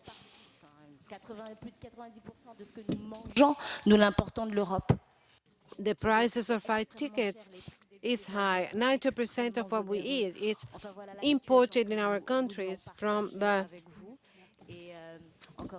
Merci pour cette invitation.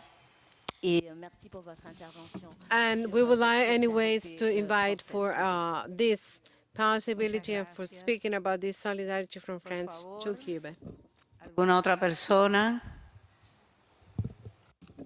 Anyone else, please? Je m'appelle David Pascal, je suis président d'une association de solidarité avec Cuba française aussi, France-Cuba. David Pascal, I work for Trans-Cuba. We are associated to Cuba-Cooperation Association. We have been working together to be here and take the floor in this context. In France, there is great solidarity towards Cuba in different spheres.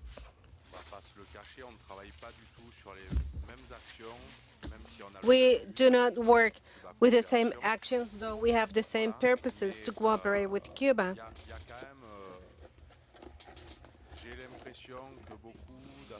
But my impression is that many associations that work showing solidarity with this country has to face the situation that is imposed today by the United States have been accepted by European countries. It is my belief that the most simple thing, Europe to have its own regulations in this regard, and we try to go over these policies imposed by the United States, and we are working together with this request policy with other European countries. So, but we need to be aware that the real actions against the blockade is an action that might be present in all our actions. When we try to help Cuba, sometimes we forget the real struggle, which is the elimination, the lifting of the blockade. Cuba-Cooperation is one of the first associations, and the youth of our association is almost the same for other French associations that help to have cooperation with other countries. We have to consider that we have to fight against the blockade, same way as there are some other actions. And this is the main and essential purpose we have in the French territory, how to fight against the blockade, how can we face the ideas that were in the basis of this blockade.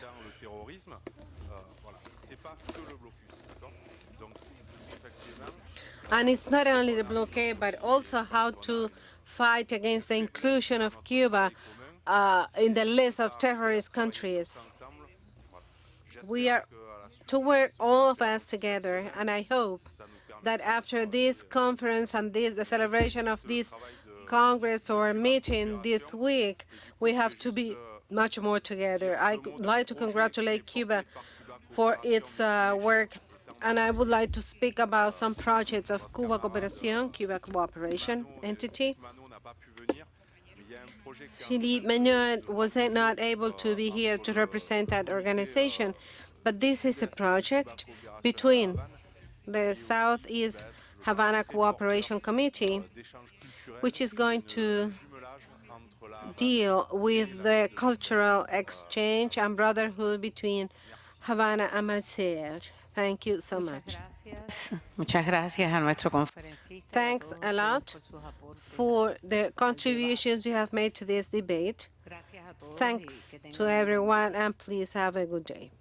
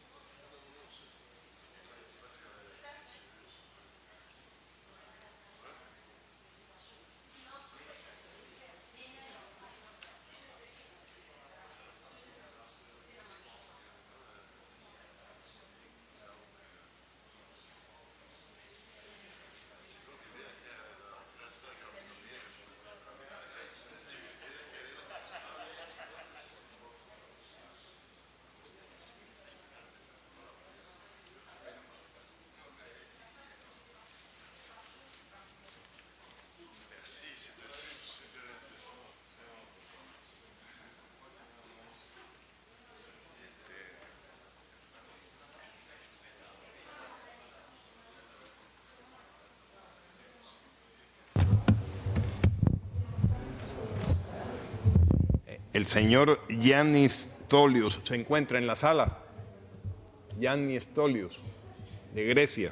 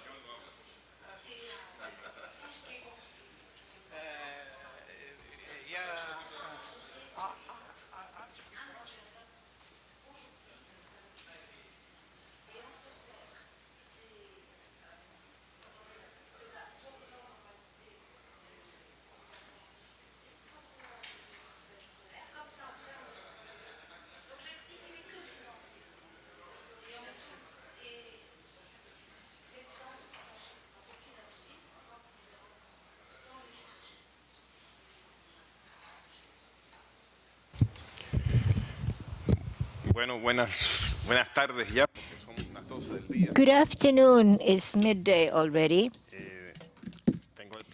I have the pleasure to introduce Dr. Yiannis Tolios, an economist from Greece. He is a coordinator of a research center based in Athens, MACHOME. You can see the acronyms on the slide.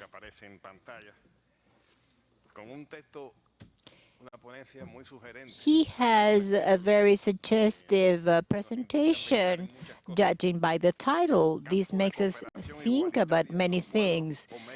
Field of mutually beneficial cooperation between peoples or means of exploitation, manipulation, Cold War, and confrontation. So without further ado, we will start with the presentation of Mr. Tolios. We will have approximately until 10 to 1 for this presentation. You have the floor, sir.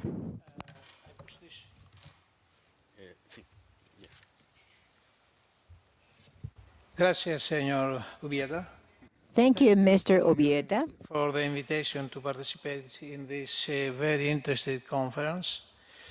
Dear comrades, dear friends, in the course of the human history, technological revolutions have played an important role in the growth of productive forces, labor, and means of production, and have very strongly influenced the changes in the relation of productions and the movement of the societies towards a new level of socioeconomic formation. In the era of capitalism, the so-called technological revolutions have created enormous growth of productive forces and wealth, but have accompanied by the increasing inequality in the distribution of benefits, mainly in favor of dominant economic and political elites. Digital technologies, main forms of implication, a short reference. The so-called fourth industrial revolution is based on the development of robotics, artificial intelligence, new communication networks, Internet of Things, cyberspace, digital platforms, cloud computing, big data, electronic transactions, cryptocurrencies, genomic, smart agriculture, 3D printing, and various other applications. The crucial problem with digital technologies is that their development in the context of neoliberal globalization mostly benefit the owners of the large digital multinational corporations and much less wage earners and the popular strata, while their implications intensify the endogenous and geopolitical contradictions of the capitalist system. Let's see the oligopolitic structure, better oligopolistic control of digital technologies. The big digital multinational companies are a new powerful center of monopoly capital. According to the United Nations statistics, UNCTAD data, the 200 largest companies in 2015 year divided in two large groups, taking into account their degree of digitalization, international footprint, and economic relation between them. Let me say a few figures. The first group of 20 companies, which are digital platforms and digital solution services providers, recorded sales of 762 billions and asset $1.543 billion in total. The second group of 100 companies, including companies of hardware and software, as well telecommunication companies, had sales more than 800 billions and assets, $4.5 billion in total. Out of the 25 biggest ones in the top, it comes from 200 big multinationals. 15 are based in USA, 3 in the European Union, Germany, England, and Ireland, 3 in Japan, 2 in China, 1 in South Korea, and 1 in Taiwan. The financial strength of these groups is greater if one calculates the network of the dozen of subsidiaries, both in the country of establishment and other countries in the region of the world. It is noteworthy that within 20 years, between 1996 till 2015, a mere 1% of the largest digital technology companies, it means telecommunication, new technology, e-commerce, social media, etc., in total stock market capitalization rose on market share from 27 to 52% in total revenue, from 31 to 33, and employment from 25 to 27. At the top of the multinational digital technology companies, a small elite of 5 giants are forming the internet oligopoly, the 5 great digital sisters, I could say, with the informal name GAFAM: Google, Apple, Facebook, Amazon, Microsoft. Lack of a public social control enables them to increase speculation, intensify the exploitation of the working people, manipulate public opinion, violate personal data, surveillance the public and private lives, feed geopolitical contradiction over sovereignty with trade wars, sanctions, cyber attack, militarization of the digital technology, etc. Digitization mechanism intensify the exploitation of the workers. With digital technology, a digital wage compressor is created as a will, as well as a peculiar explosion of live labor from production.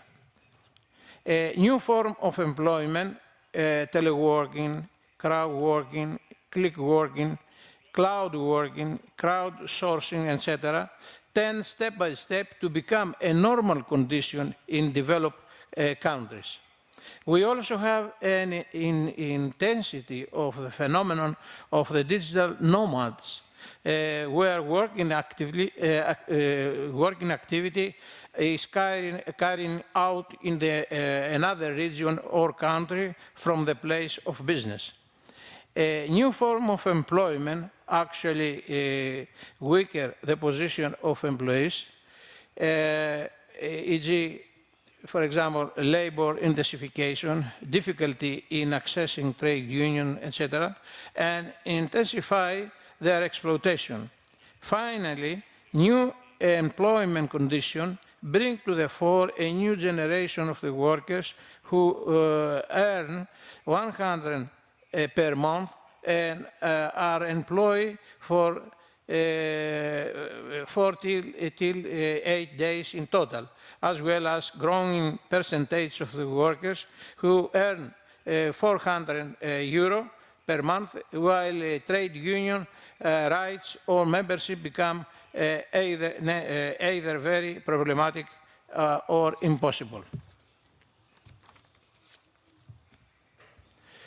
Growing pressure to reduce labor costs intensifies the internal contradiction of the system. On the one hand, it reduces the need for live labor and the unit cost of production, increases profits, while on the other hand, it reduces jobs and shrinks the purchasing power of the workers, making difficult to absorb production. Characteristic of this contradiction is the dialogue between the grandson of Henry Ford, the well-known car manufacturing industry, and the trade union Walter Ruth, during the former, when the grandson of Henry Ford visited the factory automated facilities. And Henry Ford made a sarcastic remark to the Walter Ruth about the inability of robots to pay their union dues, with a letter replying, "Henry, how are you going to convince robots to buy your cars?" It is a very clever answer, which shows the deeper meaning of this kind of social contradiction. The increases of social production and increasing difficulty of its reproduction due to the decreasing purchasing power of employees as consumers intensify the basic contradiction between the social character of production and the private capitalist form of the appropriation of its result. Digitalization and surveillance capitalism. Along with the digital technologies, the way is paved for a massive and uninterrupted monitoring, both for workers in working places and citizens in society, all across the world. Capitalists, in particular, use digital technologies for surveillance and monitoring of workers to increase labor intensification and strengthening mechanisms of control and subjugation. On the other hand, capitalist companies use information, data mining, and especially embezzlement of personal data as a raw material for the preparation of forecasts and targeting advertising, aiming at influencing consumer behavior and profit maximization. Meanwhile, techniques of behavioral modification, in addition to the economic pursuit of maximizing profit, are expanding to areas of social life. First of all, the political field by systematic monitoring and surveillance of citizen behavior and implementation of mechanisms for manipulation of public opinion. Malicious software of digital companies can record and videotape people even when their mobile phone is turned off. That is why today we are talking about surveillance capitalism. The protection of personal data from any economic and political exploitation is a fundamental democratic principle. Let me see now robotic weapons, cyber espionage, and cyber security problems. Digital technologies, and especially robotics and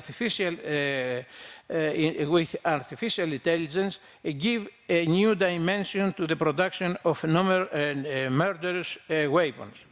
The new automatic weapon system can be either drones or robotic machines or submarines, etc., equipped with cameras, sensors, and propellers. They look their target and act independently.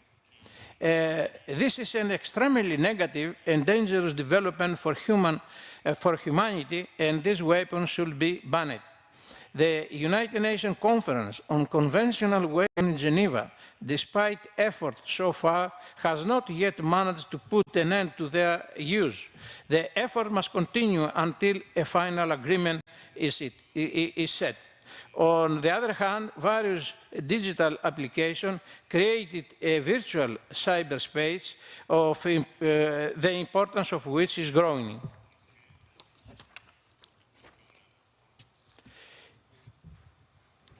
The nature of cyberspace is fundamentally chaotic, and the absence of the supreme international regulating authority makes users vulnerable to cyber attack.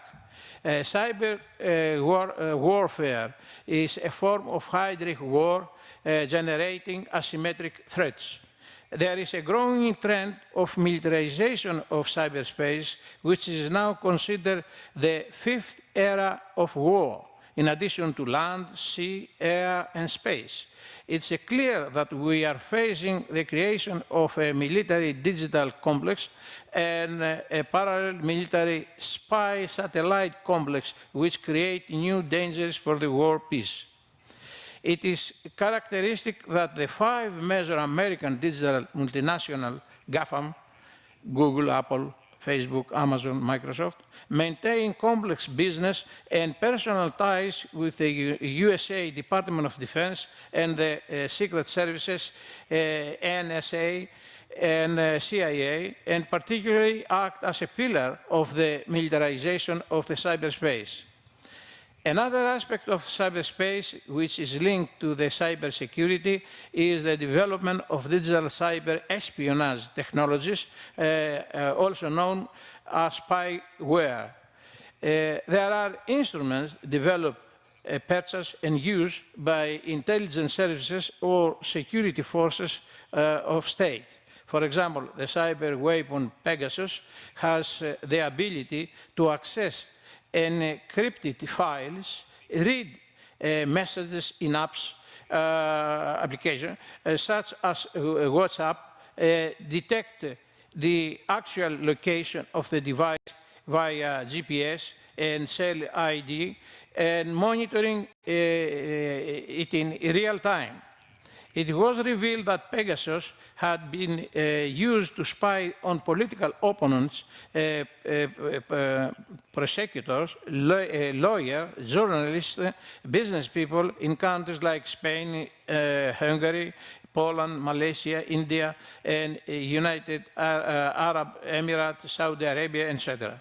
There is a need for states and international organizations to take measures against the production of export of spyware that threaten states and citizens.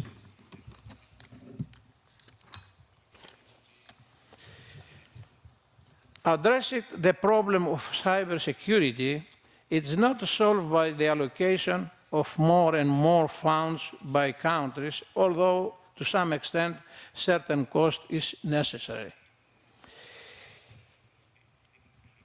There is a need for a collective commitment of countries based on a multilateral agreement to avoid the use of cyberspace as a field of confrontation, a cyber conflict, and consolidation of mutually beneficial cooperation between countries and peoples.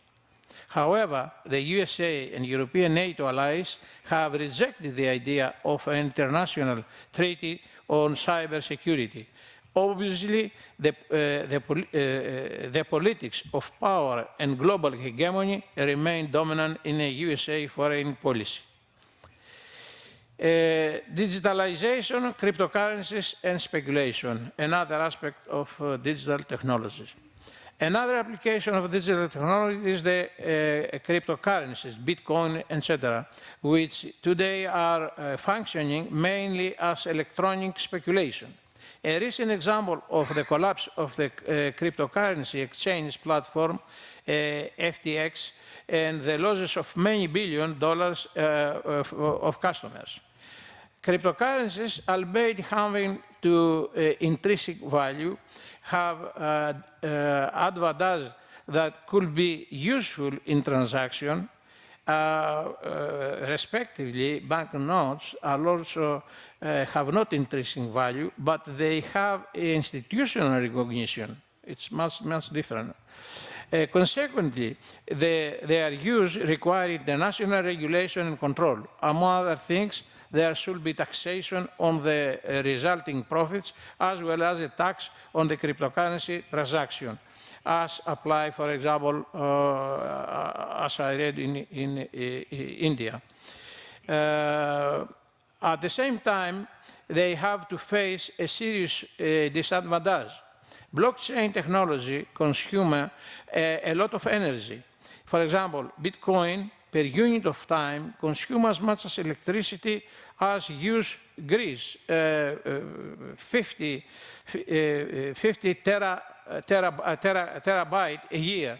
I don't know if the consumption of energy is quite similar to Cuba, but you understand that it's a great problem. This has a negative effect on ecological balance and exacerbates the climate changes. Let's see now digital technology, economic sanction, and economic warfare. Digital applications are an important element of economic sanction in the economic war imposed by the imperialist powers and led by the USA at the expense of other countries. Cuba is perhaps the only country in the world that faces more than 60 years a wide-ranging economic sanction from the USA, the so-called embargo, for political reasons. The cost of these sanctions, according to a statement of the Cuban Foreign Minister Bruno Rodriguez Parilla, exceed $154 billion over 60 years, while during the John Biden administration, it's estimated about $6.3 billion or $454 million per day. The United Nations General Assembly has repeatedly, as is well known, condemned the embargo by an overwhelming majority and called for its immediate lifting. Nevertheless, the USA and the European Union are expanding sanctions against more than 30 countries that do not have regimes or policy of their liking. Venezuela, Iran, etc., but also against countries that consider to be strategic competitors, China, Russia, and Russia.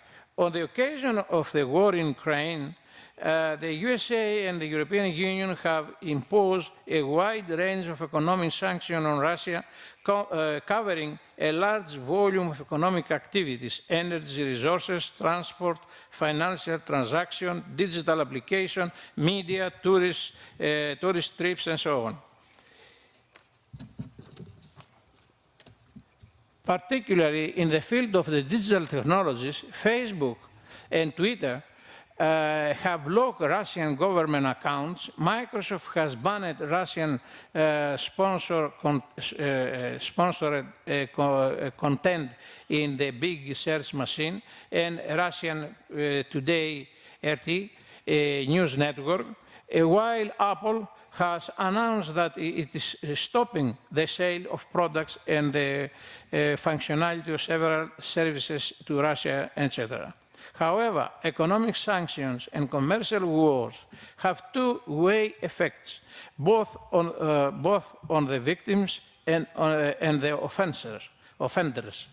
In the field of energy, natural gas and oil, the big losers are ultimately the European countries, and the winners are the American companies that sell more expensive LNG to the former, while the European government are forced to submit to these strategic choices of the USA. Ultimately, economic and the people of the European Union are suffering the consequences of the irrational and ineffective policy of economic sanctions. It is a tragic of a global balance based on equal and mutually beneficial cooperation between countries and peoples.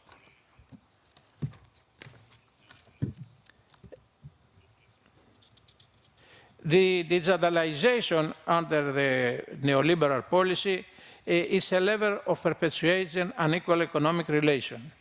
Digital multinational companies are a key vehicle in the transfer of digital technology, foreign investments, and the development of international electronic commerce.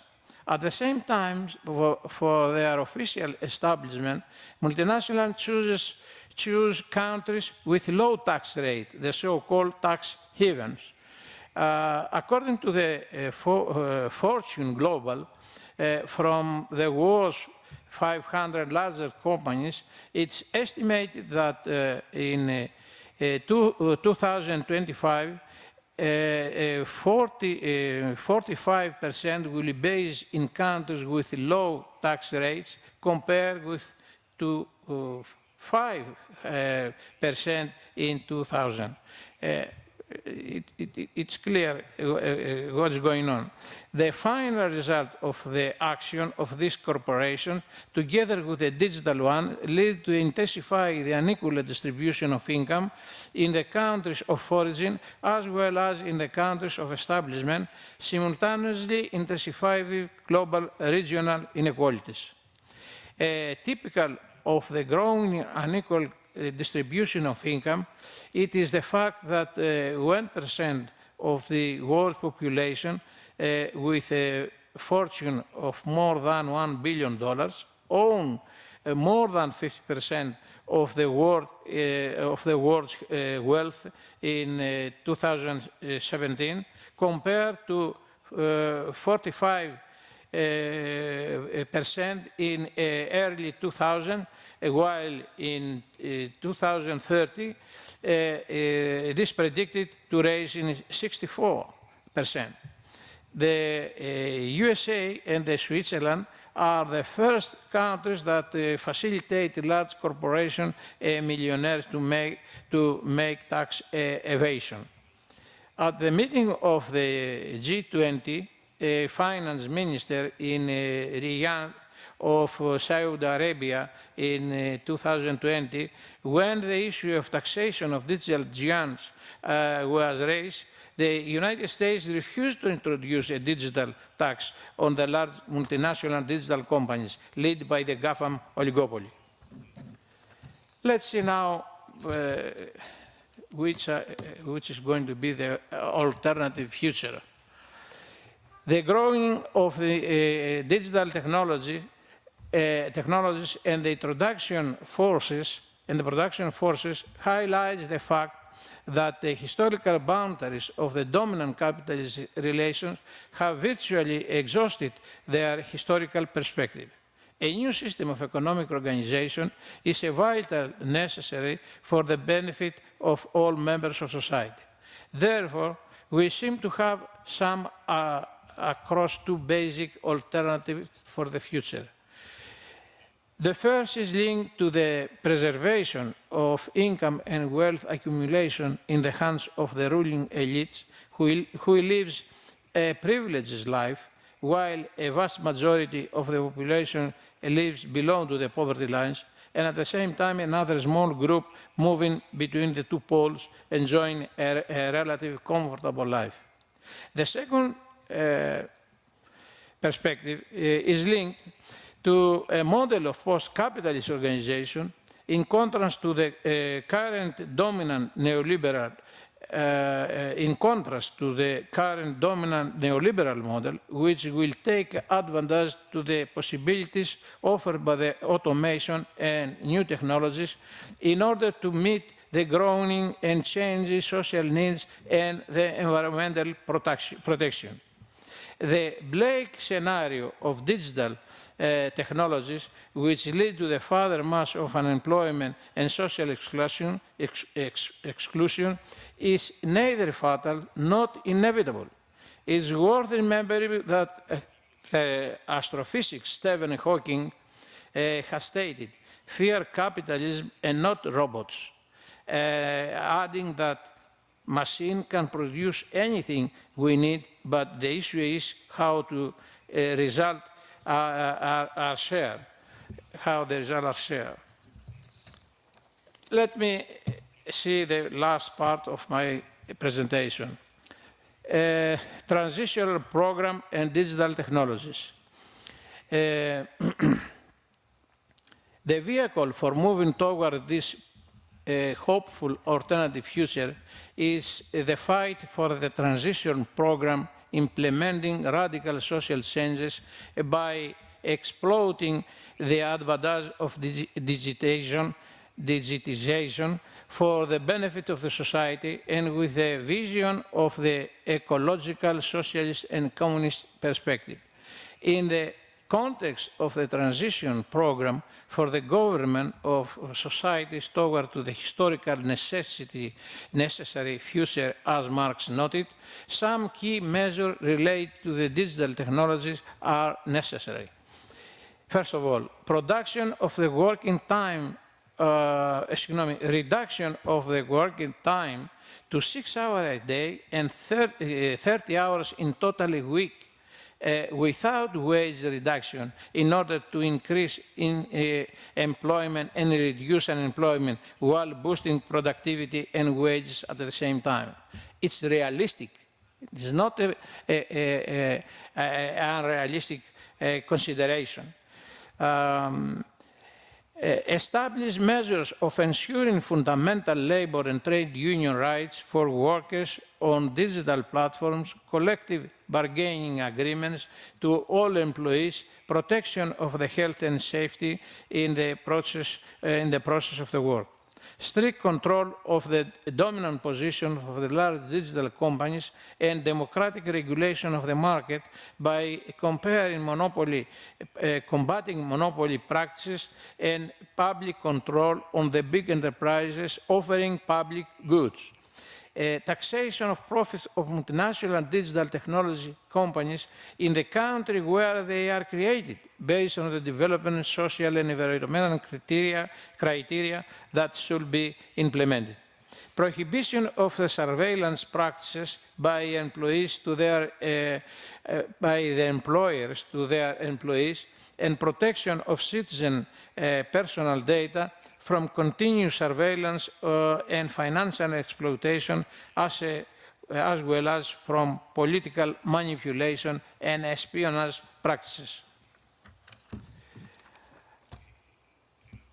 Addition to the commitments of the TRIPS agreement, abolition of the commitments of the TRIPS agreements in the framework of the WTO regarding patents and intellectual property rights on basic medicines and vaccines and other items, for example, for COVID, etc. Utilization of digital technologies in international relations for world balance on the principle of equal and mutual beneficial cooperation between countries. Second, mutual security and peaceful resolution of disputes. Third, abolition of economic sanctions. Fourth, concluding an agreement of cybersecurity and cyber espionage. Fifth, ban of the use of the war robots with artificial intelligence. Sixth, beneficial use of the internet by regulating within the United Nations framework. And seven, overall reduction of military spending, and etc. But how will we get the sleeping giant or the undertaker of the system, as Marx said, this kind of phrase? Obviously, there is a need to draw up a contemporary strategy and tactic for the working and popular movement. Paraphrasing Marx, I could say that future social revolution cannot draw their poetry from the past, but from the future. The obvious question that arises is how the digital aid will correspond to what we call philosophically the historical necessity. The social forces that have a vital interest, that is the forces of wage labor and the broadly popular straight, first and foremost, are objectively the driving forces of moving societies in the search for a viable path toward a hopeful future. The development of a unified movement to prevent the negative effects of the digital technology, along with the strengthening of international solidarity, can play an important role. Thank you for your attention.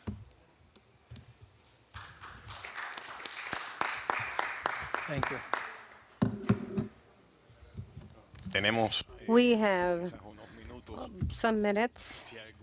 If there is anyone in this room who would like to ask a question, please, this is the time.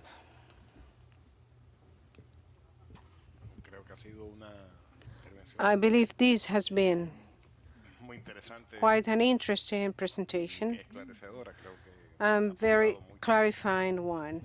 I think has been great contribution about the conflicts generated by technologies and the class struggle and the development of the rights of our workers.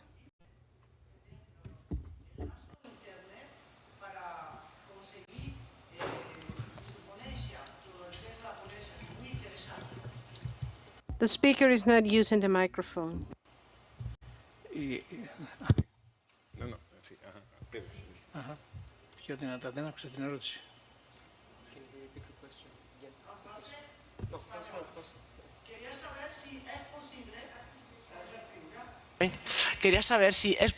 I would like to know if it is possible to find this presentation. For instance, we would like to have a link in the internet.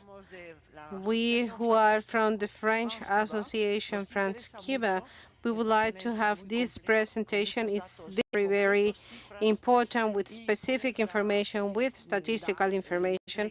And we would like to have this presentation, let's say, to be able to share that with the different associations in the region.